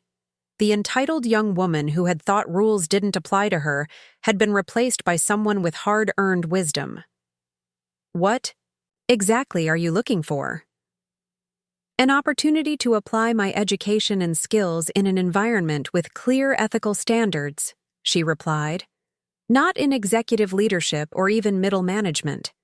I need to rebuild from the foundation. I'm willing to start wherever there's an opening appropriate for my background. Her directness was refreshing, even surprising. Why Thompson specifically? There must be firms without our complicated history. Precisely because of that history, Madison answered. Working here would mean facing the consequences of my actions daily, understanding the harm caused by ethical lapses, and rebuilding my professional reputation in the environment most skeptical of my commitment to change. An interesting perspective, and one that suggested genuine reflection rather than convenience. Still, caution was warranted. Your involvement with Andrew and Project Avalon created significant disruption for many professionals, I noted. People who had nothing to do with your personal choices faced career upheaval during the acquisition. I know, she acknowledged, her expression somber. I can't undo that damage. All I can do is learn from it and try to build something better going forward. I considered her request carefully. Second chances had value when accompanied by genuine accountability, and Madison's cooperation with authorities suggested she was taking responsibility for her actions. There's an analyst position opening in our compliance department, I said finally. Entry level, focusing on regulatory adherence for healthcare investments. Your Stanford MBA qualifies you academically, though you'd be starting at a lower level than your previous position. Relief washed across her face. I'd be grateful for any opportunity, especially in compliance. It's where I most need to develop professionally. I'll have HR contact you with application details, I told her. I should note that the hiring process will be completely standard, including background checks and ethics screening. Your past actions will be considered, along with your subsequent cooperation with authorities. I wouldn't expect anything different, she said, standing to leave. Thank you for hearing me out, Ms. Parker. Regardless of the outcome, I appreciate your willingness to consider my application. After Madison left, I forwarded her information to HR with a note explaining the unusual circumstances. I wasn't doing her a favor. Her qualifications were strong, and her hard-earned perspective on ethical boundaries could be valuable in a compliance role. Second chances required accountability, not erasure of consequences. At noon, I attended a lunch meeting with Timothy Hargrove, who had transitioned from Carter & Reed CEO to Executive Vice President of Capital Strategies within our division. Despite initial reservations about reporting to his former competitor's wife, Timothy had proven to be a valuable colleague, bringing institutional knowledge and client relationships that facilitated the integration. The Westlake portfolio is outperforming projections by 8%, he reported as we discussed quarterly results. Your restructuring of the acquisition terms saved us from the regulatory issues that would have plagued the original arrangement. The original arrangement was fundamentally flawed, I reminded him. Andrew's approach prioritized speed over sustainability. Timothy nodded thoughtfully. A pattern in his career, it seems. Always the impressive short-term result, rarely the sustainable long-term foundation. He paused, seeming to debate whether to continue. I ran into him last month in Chicago. He was attending a regional investment conference, representing his new firm, and I kept my tone neutral, professional curiosity rather than personal interest. He's diminished somehow. The charisma that once dominated rooms has faded. He asked about the Westlake deal, about how the integration was proceeding. Timothy studied me. And he asked about you. I'm sure he did, I replied, unsurprised. What did you tell him? The truth. That you've transformed Carter and Reed's operations into something more valuable and sustainable than it ever was under previous leadership. That the board considers the acquisition an unqualified success largely due to your strategic direction. He smiled slightly. He didn't seem pleased by the assessment. I wouldn't expect him to be, I acknowledged. Professional success is unlikely to compensate for his legal and financial challenges. After lunch, I returned to my office to prepare for the board presentation. My assistant handed me a sleek envelope embossed with the Thompson logo. This came from Ms. Montgomery's office while you were out, she explained. Marked confidential. Inside was a brief note from Elaine. After today's board presentation, we'll be discussing leadership succession planning. I've recommended you as my successor for CEO when I retire next year. The board is enthusiastic. Let's discuss details this evening. E. I set the note down, momentarily stunned by its implications. CEO of Thompson Healthcare, a position I hadn't expected to be considered for so soon, if ever. The acquisition that had begun as a response to personal betrayal had catapulted my career beyond anything I had anticipated. My phone chimed with a calendar reminder, 30 minutes until the board presentation. I gathered my materials and headed to the executive floor, mind racing with possibilities. As Thompson's CEO, I could shape healthcare investment strategies across global markets, potentially affecting millions of patients through targeted funding of innovative treatments and technologies. The boardroom was already filled with executives and directors when I arrived. Elaine nodded approvingly at my presentation materials as I set up my slides. I moved confidently through my preparation, greeting board members by name, addressing their specific interests and concerns with tailored data points, the same strategic relationship management that had served me well throughout my career. As the presentation began, I surveyed the attentive faces around the table, leaders who now looked to me for strategic direction, who valued my judgment and vision. 6 months ago, I had sat across from Andrew in Le Bernardin as he casually announced he was leaving me for his assistant. The woman he had underestimated, whose career he had barely acknowledged, now controlled the company that had defined his professional identity. But as I moved through my presentation, detailing our division's exceptional performance and strategic positioning, I realized something unexpected. Andrew had become irrelevant to my narrative.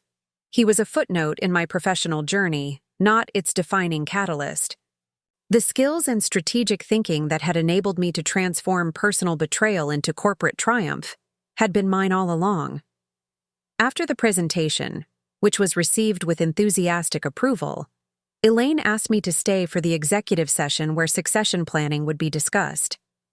As the board members congratulated me on the division's performance, I felt a profound sense of alignment, a career trajectory that now reflected my full capabilities rather than the constrained version that had existed within my marriage. That evening, after confirming the board's interest in my potential advancement to CEO, I left the office later than usual. The Manhattan skyline was already aglow with lights as my driver navigated toward my new apartment in Tribeca, a modern space overlooking the Hudson that reflected my own aesthetic preferences, rather than the traditional style Andrew had preferred. My phone chimed with a text from my sister Catherine in Boston. Saw the WSJ article. Congratulations. Still flying in for the weekend? I confirmed our plans, looking forward to showing her my new home and neighborhood. Catherine had been my strongest support during the divorce, offering emotional stability while I focused on strategic execution. Her practical perspective had helped me maintain balance during the most challenging moments. As we crossed the Brooklyn Bridge, my driver handed me a small package that had been delivered to the building's concierge earlier. "The front desk asked me to give you this, Ms. Parker." The package contained a first edition of The Art of War by Sun Tzu, a book I had often referenced during my strategic planning sessions. The accompanying card read simply, "To the most strategic mind I know, never stop 3 moves ahead. Elaine." I smiled at the gesture, so characteristic of Elaine's mentorship style, acknowledging achievement while pushing for continued growth. The book would occupy a prominent place in my home office, a reminder that strategy wasn't just a professional tool, but a life philosophy. At home, I changed into comfortable clothes and poured a glass of wine, stepping onto my terrace to enjoy the river view. The city stretched before me, vibrant with possibility. In 6 months, I had transformed crisis into opportunity, betrayal into professional advancement, and personal loss into newfound independence. The divorce settlement had left me financially secure, but the career advancements following the acquisition had positioned me for a level of influence and impact I hadn't previously imagined. As Thomson's potential future CEO, I would shape healthcare investment strategies that could transform patient outcomes globally. My phone rang. Victor, calling to discuss the succession planning meeting he'd heard about from Elaine.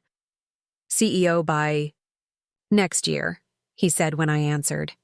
"Even I didn't see that coming so quickly, and I consider myself your biggest supporter." "Life takes unexpected turns," I replied, watching a boat move slowly along the Hudson. "Sometimes those turns lead to better destinations than our original route." "Philosophy from Natalie Parker? The acquisition must have changed you more than I realized," he teased. "Not changed," I corrected. Clarified. "I'm still the same strategic thinker I've always been. The difference is that now everyone else sees it too." After we hung up, I returned to the terrace, reflecting on the journey of the past 6 months. Andrew had underestimated me, seeing only the supportive wife rather than the strategic operator. Madison had underestimated the consequences of ethical compromises, learning that lesson through professional exile and legal jeopardy. Carter and Reed's board had underestimated the vulnerability created by governance failures, discovering too late the acquisition opportunity their oversight had created. I hadn't sought revenge when Andrew announced his betrayal at our anniversary dinner. I had simply applied the same strategic thinking to my personal situation that had made me successful professionally. The fact that this approach had led to such comprehensive consequences for Andrew was incidental, the natural result of his own poor judgment colliding with my strategic capability. Tomorrow would bring new challenges. Integration milestones. For the Carter and Reed acquisition, expansion planning for European markets, and preliminary discussions about CEO succession. Each challenge represented an opportunity to create value and demonstrate leadership, the same skills that had transformed personal crisis into professional triumph. As I sipped my wine and watched the city lights shimmer on the river, I felt something I hadn't expected 6 months ago: gratitude. Andrew's betrayal had catalyzed a transformation that might otherwise have taken years or never happened at all. His casual cruelty had inadvertently liberated me from a marriage that had constrained my potential, launching me toward opportunities I might never have pursued within the comfortable limitations of our shared life. The woman whose husband had abandoned her for his assistant now owned the company that had fired him, an outcome neither of us could have imagined at that fateful anniversary dinner. But the true victory wasn't in the professional ascendance or financial security. It was in the clarity I had gained about my own capabilities, independent of anyone else's validation or understanding. That clarity would guide me forward, 3 moves ahead, into whatever challenges and opportunities awaited. The exclusive rooftop restaurant of the Mandarin Oriental Hotel offered a panoramic view of Central Park in full autumn splendor. Golden and russet leaves created a vibrant tapestry against the backdrop of Manhattan's skyline, a fitting metaphor for transformation and renewal. I adjusted the sleeves of my Stella McCartney suit as I waited for my lunch guest. At 42, I had embraced a more distinctive style that reflected my position as Thomson Healthcare's newly appointed CEO. Tailored pieces in bold colors, statement accessories, and the confidence to define my own executive presence rather than conforming to traditional expectations. The maître d' approached, escorting a familiar figure to my table. "Ms. Montgomery has arrived, Ms. Parker." Elaine, elegant as always in a charcoal pantsuit, settled across from me. Though officially retired for 3 months, she maintained the commanding presence that had defined her leadership. "Perfect choice," she approved, glancing around the restaurant. "I remember bringing you here 6 years ago when I was trying to recruit you from Meridian. You were so composed, so strategic in your responses. I knew then you'd eventually have my job." "I recall being intimidated but determined not to show it," I admitted with a smile. "You were already a legend in healthcare leadership." "And now, you've surpassed the legend," she replied without a hint of resentment. The board's quarterly review was glowing. Expansion into European markets ahead of schedule, the Westlake portfolio exceeding projections by double digits, and the Novartis partnership secured against competing offers. "The team has been exceptional," I acknowledged, deflecting the personal praise as I always did. Elaine shook her head. "Take the credit you've earned, Natalie. False modesty doesn't become you." After ordering, our conversation shifted to Elaine's new role as a healthcare policy advisor for a prominent think tank. She was thriving in the position, leveraging her industry knowledge to influence broader systemic changes. "I don't miss the day-to-day operational pressures," she admitted. "But I do miss the strategic thinking, the chess game of anticipating market movements and competitive responses." "You could always return as a board advisor," I suggested. "Your perspective would be valuable as we navigate the Singapore expansion." She considered this briefly before changing the subject. "I saw Andrew Parker on CNBC this morning." My hand paused momentarily as I reached for my water glass. This was the first mention of Andrew between us in nearly a year. "Oh?" I kept my tone neutral, professional curiosity, rather than personal interest. "Panel discussion on ethical leadership in finance," Elaine continued, watching my reaction carefully. Ironic choice of commentator. Indeed, the irony was striking. Andrew, whose ethical lapses had cost him his career at Carter and Reed and led to SEC sanctions, commenting on leadership ethics seemed almost satirical. "How did he present himself?" I asked, genuinely curious about his public reinvention. "Somber, reflective. Positioned himself as someone who had learned valuable lessons about governance and accountability. Never specifically mentioned his own experiences, of course, but the implication was clear." She studied me over her glass. "Does it bother you, seeing him rebuild his public image this way?" I considered the question carefully. "A year ago, it might have. Now? It seems irrelevant to my life and work." Elaine nodded approvingly. "That's genuine success, when former obstacles become irrelevant rather than conquered enemies." After lunch, I returned to Thomson's headquarters for my 2 p.m. meeting with the integration team handling our newest acquisition, a specialized German pharmaceutical finance firm that would accelerate our European expansion. The team had prepared a comprehensive briefing on regulatory hurdles and cultural integration challenges. "The Hamburg office presents unique opportunities," explained Jeffrey Winters, our head of international operations. "Their expertise in EU healthcare funding mechanisms complements our existing portfolio, but the corporate cultures have significant differences." "What specifically concerns you?" I asked, noting the hesitation in his tone. "Their leadership team values consensus and methodical decision-making. Our more aggressive timeline may create resistance." I nodded, having anticipated this challenge. "We'll adjust our approach. Schedule a 3-day strategic alignment session in Hamburg next month. Their entire leadership team with our key integration personnel. I'll attend personally to demonstrate our commitment to understanding their processes." Jeffrey looked relieved. That would send a powerful message about valuing their corporate identity. Integration succeeds through respect, not dominance, I reminded him. Document their concerns systematically and develop responsive protocols. I want solutions, not just identification of problems. As the meeting concluded, my assistant Lauren approached with an update. Ms. Parker, the compliance department has completed Madison Wright's 6-month performance review. Director Collins requested you review the findings. I accepted the file, curious about Madison's progress. After hiring her into our compliance department, a decision that had raised eyebrows among executives familiar with our history, I had deliberately maintained professional distance, allowing her to prove herself without interference. Later that afternoon, reviewing her performance metrics in my office, I was impressed by her trajectory. Madison had exceeded expectations across all evaluation categories, with her director noting her exceptional attention to regulatory detail and valuable perspective on potential ethics vulnerabilities. The final comment was particularly noteworthy.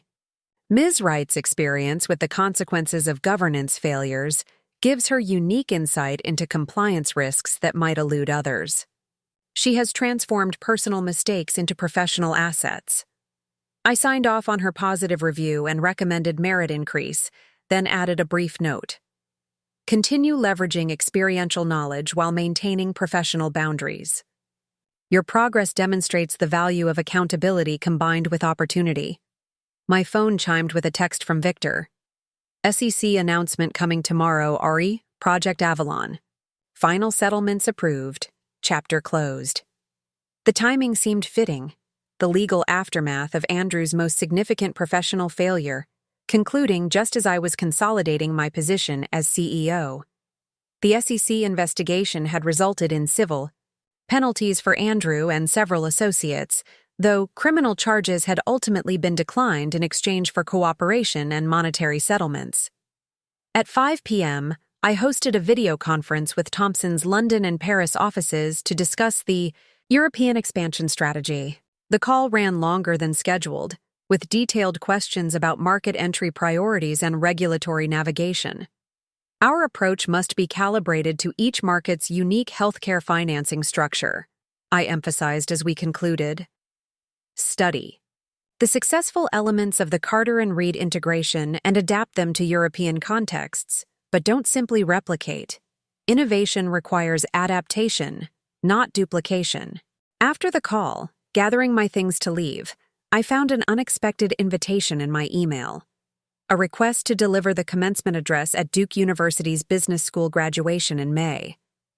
As my alma mater, Duke held special significance, and the recognition of my professional accomplishments was gratifying. The timing of the invitation seemed symbolic. Almost exactly 1 year ago, I had sat across from Andrew at Le Bernardin as he casually announced his affair with Madison and his intention to divorce me. Now, I was being invited to inspire the next generation of business leaders, while Andrew was relegated to occasional commentary panels, a remarkable reversal of trajectories. My driver was waiting when I reached the lobby. Home, Ms. Parker? Actually, let's go to the MoMA first, I decided impulsively. I could use an hour of perspective before heading home. At the Museum of Modern Art, I wandered through the galleries, allowing the creative expressions to shift. My thinking away from quarterly projections and integration strategies. I paused before a Rothko painting, its layered colors creating depth through contrasting boundaries, not unlike the strategic tensions I navigated daily. Natalie? A hesitant voice interrupted my contemplation. I turned to find Madison Wright, standing nearby, clearly surprised by our accidental meeting. Madison, I acknowledged with a professional nod. I just reviewed your 6-month evaluation earlier today. Impressive progress. She flushed slightly at the unexpected praise. Thank you.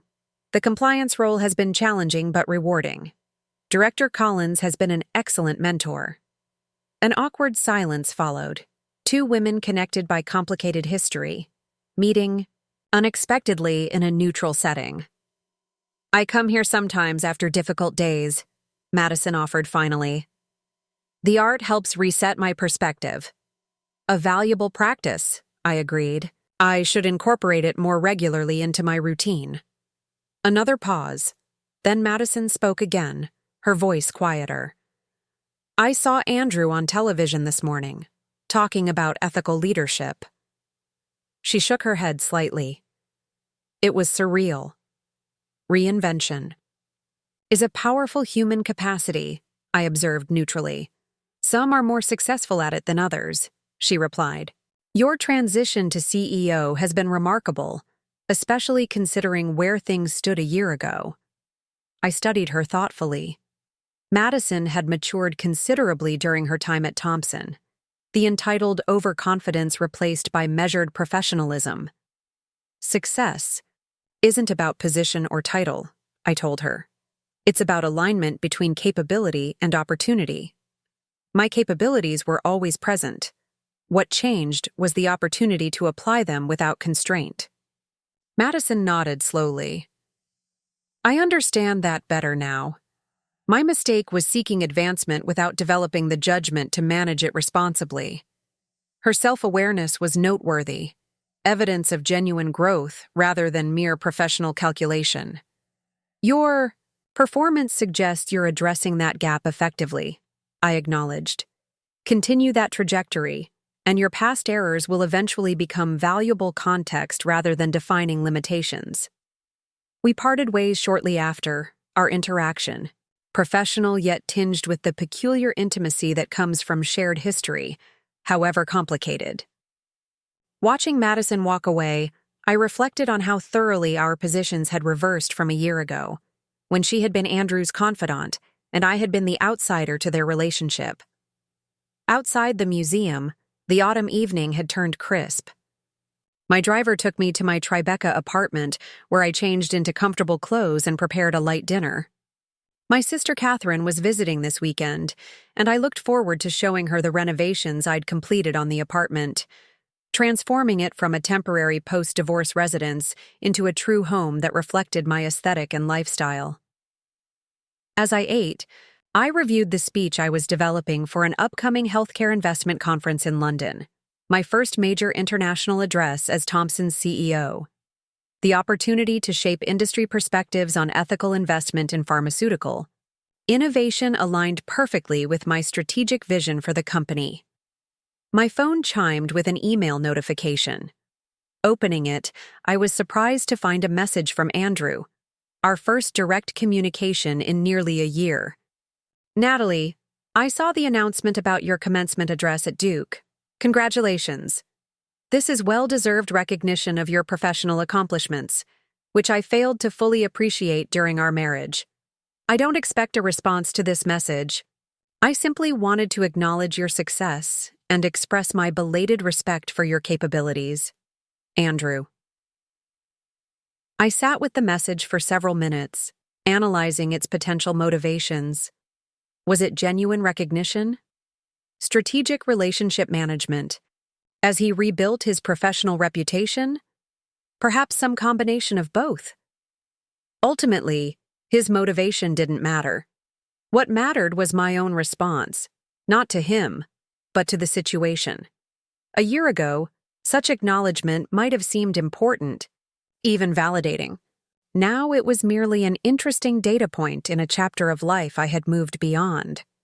I chose not to respond, not from lingering anger, but from the genuine recognition that our paths had diverged completely.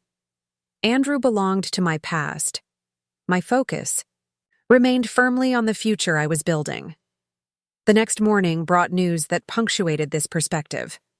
The Wall Street Journal published an extensive feature on Thomson's transformation under my leadership, highlighting our successful integration of Carter and Reed and aggressive European expansion.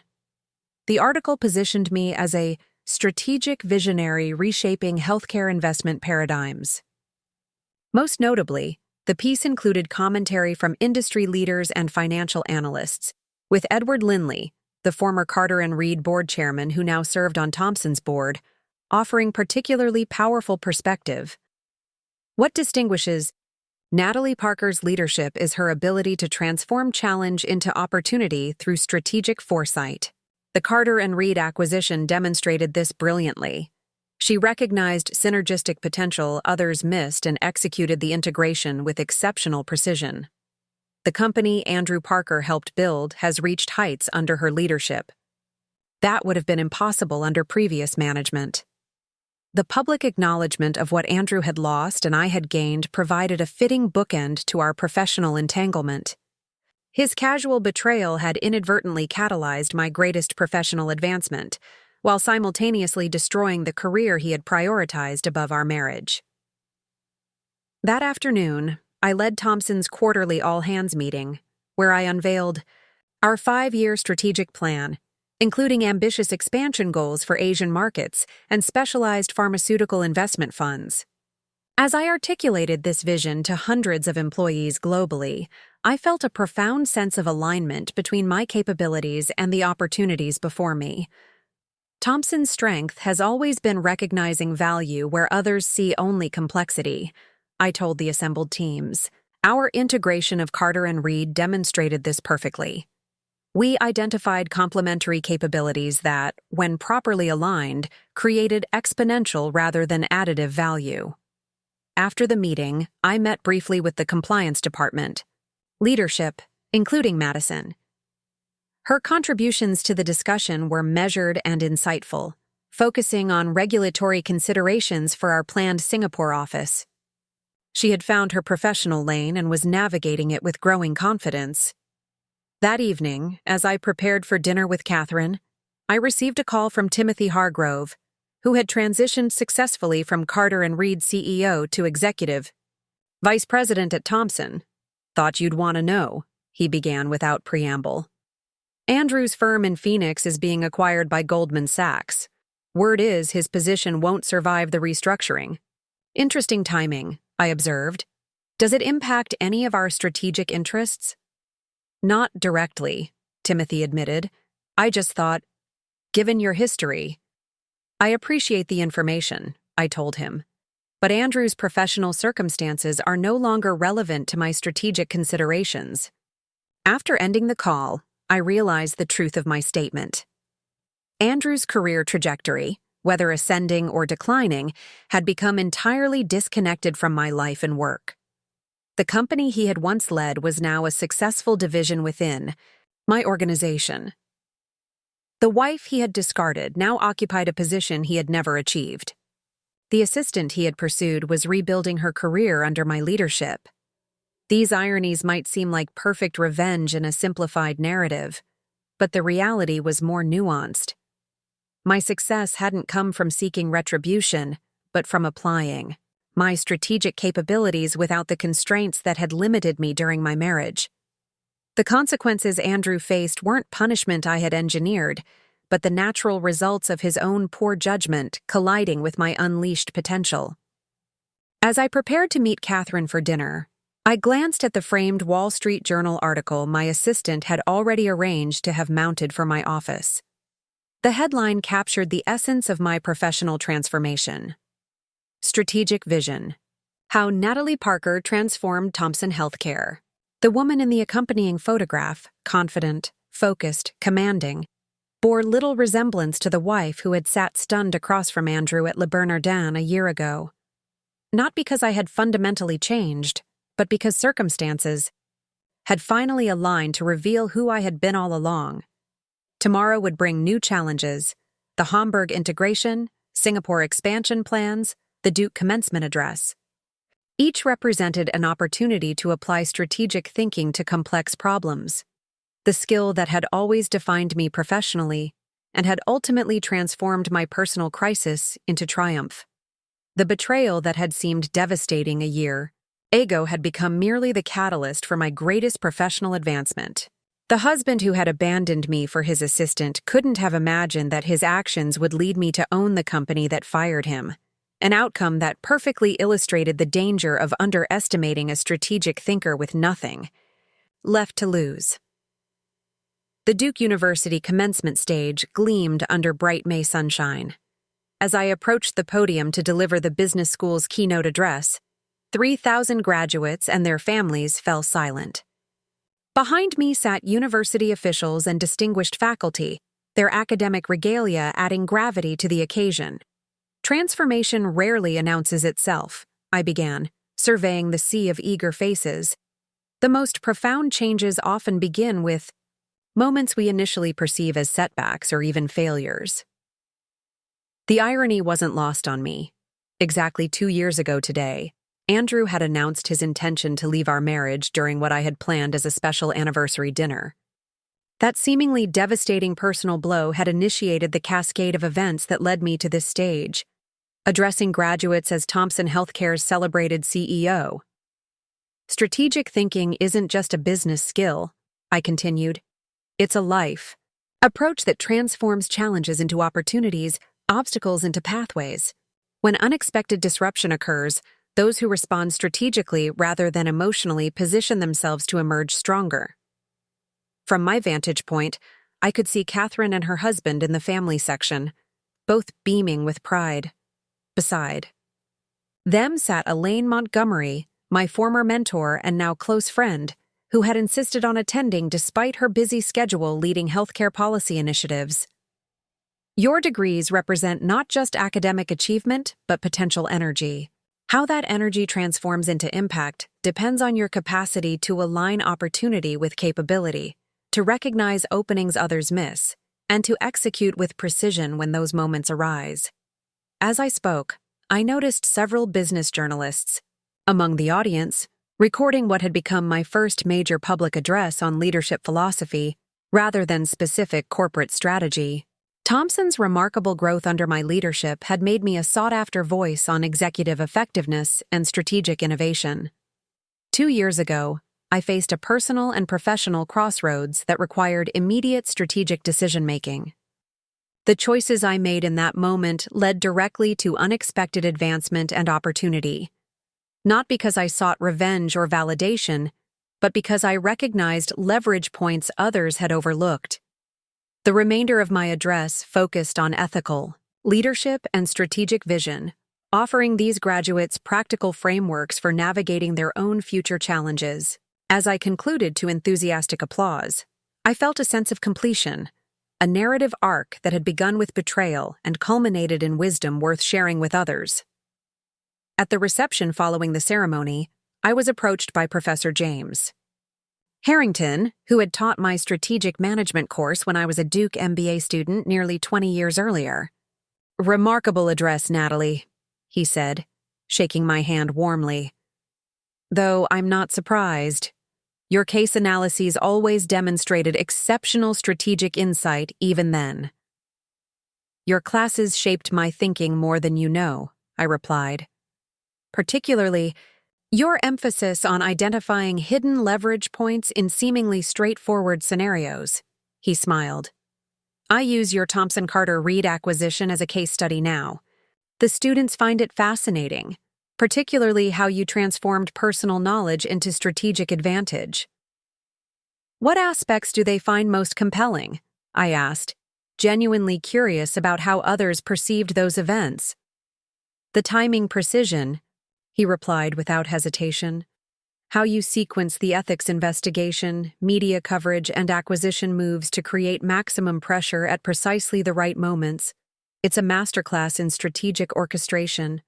After the reception, Catherine joined me for the drive to the airport, where Thomson's corporate jet waited to return us to New York. "Impressive speech," she said as we settled into the car. "Though I noticed you omitted certain colorful details about your personal and professional crossroads." I laughed. "I didn't think my husband left me for his assistant, so I orchestrated a corporate takeover that destroyed his career, would set the appropriate inspirational tone." "Fair point," Catherine conceded with a smile, "though it would certainly have held their attention." During the flight, I reviewed briefing materials for tomorrow's board meeting. Our quarterly strategic review focusing on the successful Hamburg integration and preliminary results from our Singapore office. Thomson's expansion continued to exceed projections, with our healthcare investment portfolio outperforming industry benchmarks by substantial margins. My phone chimed with a message from Madison Wright, now Madison Collins, following her recent marriage to Director Collins, from the Compliance Department, where she had continued to advance based on consistent performance excellence. "Congratulations on the Duke address," she wrote. The team watched the live stream during lunch. "Your insights on transforming setbacks into strategic opportunities resonated deeply with many of us." The evolution of our professional relationship remained one of the more unexpected developments of the past 2 years. Madison had steadily rebuilt her reputation at Thomson, eventually earning promotion to senior compliance manager based on merit and demonstrated judgment. Her unique perspective on governance vulnerabilities, hard-earned through personal experience, had proven valuable in strengthening our regulatory frameworks. I replied with a brief note of appreciation, then returned to my review materials, making annotations for the board presentation. Catherine watched me with amused tolerance. 2 years as CEO, and you still prepare like you need to prove yourself, she observed. Preparation isn't about proving myself, I corrected. It's about respecting the complexity of the issues and the intelligence of those involved in decisions. Fair enough, she acknowledged, though I suspect few CEOs personally annotate every page of pre-meeting materials. Perhaps that's why Thomson's performance exceeds industry averages, I replied with a smile. When we landed in New York, my driver was waiting to take Catherine to her hotel and me to a dinner meeting with our European leadership team, in town, for tomorrow's board presentation. As we parted, Catherine hugged me tightly. "I'm proud of you, Nat," she said quietly, "not just for the professional success, but for how you've handled everything, with grace and strategic focus rather than bitterness." "Thank you," I replied, genuinely touched. Though the strategic part came naturally, the grace took more conscious effort. The restaurant I'd selected for the European team dinner offered private dining and exceptional service, crucial elements for a productive discussion with executives who had traveled across the Atlantic. Our Hamburg office director, Klaus Weber, was particularly interested in discussing expansion opportunities in Nordic markets. The Danish pharmaceutical financing sector presents unique integration possibilities, he explained, his English precise despite his thick German accent. Their approach to research funding aligns well with our portfolio strategy. As we discussed potential acquisition targets in Copenhagen, the maitre d' approached discreetly. "Excuse me, Ms. Parker, there's been a seating error in the main dining room. Mr. Parker and his party were inadvertently placed near the entrance to this private room. We're relocating them, but I wanted to inform you of the situation." I blinked in surprise. "Andrew Parker?" "Yes, ma'am, with a small group." "Shall I ensure they're moved to the opposite side of the restaurant?" "That won't be necessary," I assured him. "Their seating location is irrelevant to our meeting." After the maitre d' departed, I noticed my European colleagues exchanging curious glances. The Thomson Carter Reed acquisition story had become somewhat legendary within the company, though many details remained private. "Former husband?" Klaus asked with characteristic German directness. "Yes," I acknowledged simply, though our paths rarely cross now. "Awkward coincidence," Margot Dubois, our Paris director, observed. "In a city of 17,000 restaurants," I agreed with a slight smile. "Though perhaps not entirely coincidental. This establishment is known for financial industry gatherings." We returned to our discussion of Nordic expansion opportunities, the momentary disruption forgotten as we delved into regulatory considerations and potential synergies. I was deeply engaged in Klaus's analysis of Swedish market entry strategies. When movement near our private room's entrance caught my attention, Andrew stood in the doorway, clearly having approached deliberately rather than by accident. He looked much as he had during our marriage, expensively dressed, physically fit despite being now in his mid-40s, through new lines around his eyes suggesting the stress of recent years. "Natalie," he acknowledged with a slight nod. "I heard you were dining here tonight?" I maintained professional composure, aware of my team watching this unexpected interaction. Andrew, this is a surprise. I apologize for interrupting your business dinner, he said, glancing at my European colleagues. I wondered if we might speak briefly. It's been 2 years after all. I considered declining, but recognized the opportunity to demonstrate Grace's management principles to my team. 2 minutes, I agreed, rising from my seat. Please excuse me, I addressed my colleagues. I'll return momentarily. In the corridor, outside the private dining room, Andrew seemed suddenly uncertain, the confidence of his approach evaporating now that he had my attention. I watched your Duke commencement address online, he began. It was exceptional, insightful, and powerful. Thank you, I replied neutrally, waiting for him to reach his actual purpose. You mentioned a personal and professional crossroads from 2 years ago, he continued, studying my expression. I assume that was a reference to our situation. Among other factors, I acknowledged. He nodded slowly. You've achieved remarkable success since then.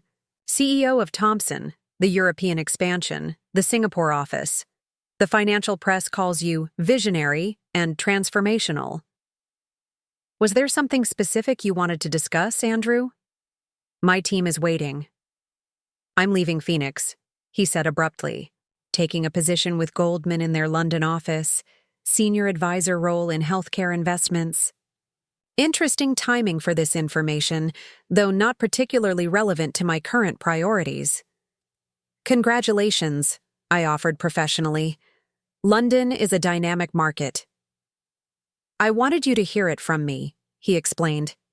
Given that our professional worlds might intersect occasionally, especially with Thomson's European expansion. This suggested his real motivation, establishing professional communication channels in anticipation of potential business interactions. Always the strategist, even now. I appreciate the courtesy, I said evenly. Though Thomson's European operations are primarily focused on specialized pharmaceutical financing rather than traditional investment banking. He nodded, seeming slightly disappointed by my neutral response. Of course. Well, I won't keep you from your dinner. He hesitated, then added, You've built something impressive, Natalie. Something I failed to see you were capable of building when we were together. The acknowledgement was direct, more so than I had expected.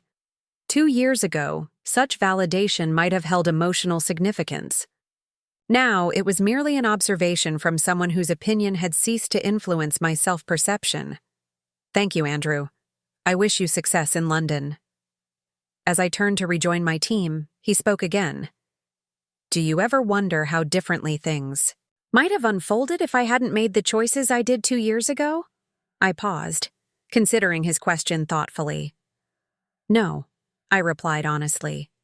Because those choices revealed truths about both of us that would have eventually emerged in other ways. You simply accelerated a necessary transformation. Back in the private dining room, my European team resumed our strategic discussion without commenting on the interruption, though I noticed Margot studying me with newfound respect. By the end of dinner, we had outlined an aggressive but achievable Nordic expansion strategy, with Klaus taking the lead on preliminary market analysis. Later that evening, in my Tribeca apartment, I stood by the floor-to-ceiling windows overlooking the Hudson River, reflecting on the day's unexpected symmetry. The Duke commencement address and Andrew's appearance had created perfect bookends to the 2-year journey following our divorce, public recognition of my professional capabilities, and tacit acknowledgement of his misjudgment. My phone chimed with a text from Elaine. Exceptional address today. You've developed a powerful leadership voice. Tomorrow's board will be equally impressed with the European expansion plan. I smiled at her ongoing mentorship, which had evolved into friendship without losing its professional foundation. Elaine had become a trusted sounding board as I navigated the complex challenges of my CEO role. Thank you for coming, I replied. Your presence meant a great deal. Wouldn't have missed it, she texted back. Especially the part about strategic thinking as a life approach. reminds me of someone I know who transformed personal betrayal into professional triumph. My smile deepened at her characteristic blend of wisdom and directness. Elaine had recognized my potential long before I had fully embraced it myself, seeing capabilities I had often subordinated during my marriage to Andrew. The irony remained striking. Andrew's betrayal, his affair with Madison, and casual dismissal of our marriage had catalyzed my greatest professional advancement. Madison's ethical compromises had ultimately led her to genuine growth and a compliance career built on hard-earned wisdom. And Andrew himself had lost the company he helped build, only to watch me transform it into something more valuable as part of Thompson's portfolio. If our story were simplistic, these outcomes would represent perfect poetic justice. The betrayed, wife triumphant, the unfaithful husband diminished, the younger assistant rehabilitated under the wife's authority. But reality contained more nuanced truths about recognition, opportunity, and strategic capability. Andrew hadn't caused my success. He had merely removed barriers that had constrained my potential. Madison hadn't been punished by working under my leadership. She had found an opportunity to rebuild based on genuine accountability. And my own transformation hadn't been about vengeance, but about alignment, bringing my capabilities and opportunities into harmony after years of unnecessary limitation. Tomorrow's board meeting would focus on Thompson's continued expansion, our successful European integration, promising Asian market entries, and innovative healthcare investment vehicles. These strategic initiatives represented my true legacy as CEO, far more significant than the dramatic acquisition that had initially elevated me to this position. As I prepared my final notes for the board presentation, I reflected on the journey of the past 2 years with newfound clarity. The woman whose husband had abandoned her for his assistant now owned the company that had fired him. Yet that striking narrative arc represented merely the beginning of a more meaningful transformation. The real story wasn't about revenge or validation, but about strategic vision finally unleashed, about recognizing opportunity within crisis and executing with precision when leverage points emerged. Those capabilities had always existed within me, waiting for circumstances that would allow their full expression. Andrew's unexpected appearance tonight had confirmed what I already knew. He now recognized the capabilities he had failed to value during our marriage. But his recognition, like his initial betrayal, had become irrelevant to my journey.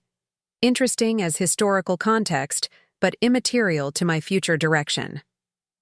Tomorrow, I would lead Thompson's board through our global expansion strategy, leveraging the Carter and Reed acquisition that had once seemed personally motivated into a platform for healthcare investment innovation with truly transformative potential. The personal crisis that had initiated this journey had evolved into a professional purpose that transcended its origins. Sometimes the most devastating blows create the most powerful opportunities, not because suffering itself is valuable, but because disruption forces us to deploy capabilities we might otherwise leave dormant. Andrew's betrayal had shattered comfortable patterns, compelling me to respond strategically rather than emotionally. That strategic response had revealed strengths I had always possessed, but rarely fully exercised. As I closed my presentation, notes, and prepared for sleep, I felt profound gratitude for the journey of the past 2 years, not despite its painful beginning, but because of how that beginning had catalyzed genuine transformation. The title of my story would always contain dramatic irony. My husband abandoned me for his assistant. Now I own the company that fired him. But the substance of that story ran deeper than its provocative title suggested. It was ultimately about recognizing your own capabilities, leveraging unexpected opportunities, and transforming setbacks into strategic advantage. Timeless principles I had shared with Duke graduates today and would continue implementing as Thompson's CEO tomorrow. Q. Betrayal. That had seemed devastating had become merely the opening chapter of a much more significant narrative, One I continued writing with each strategic decision, each expansion opportunity, each transformation of challenge into advancement. That ongoing story, with its evolving challenges and expanding horizons, represented my true professional legacy, far more meaningful than the dramatic reversal of fortune that had initially defined it. Looking for more? We've got 2 amazing stories ready for you right on screen. If this one touched you, these are absolutely worth your time. Click to watch them now. And hey, subscribe and hit that bell to never miss our latest uploads.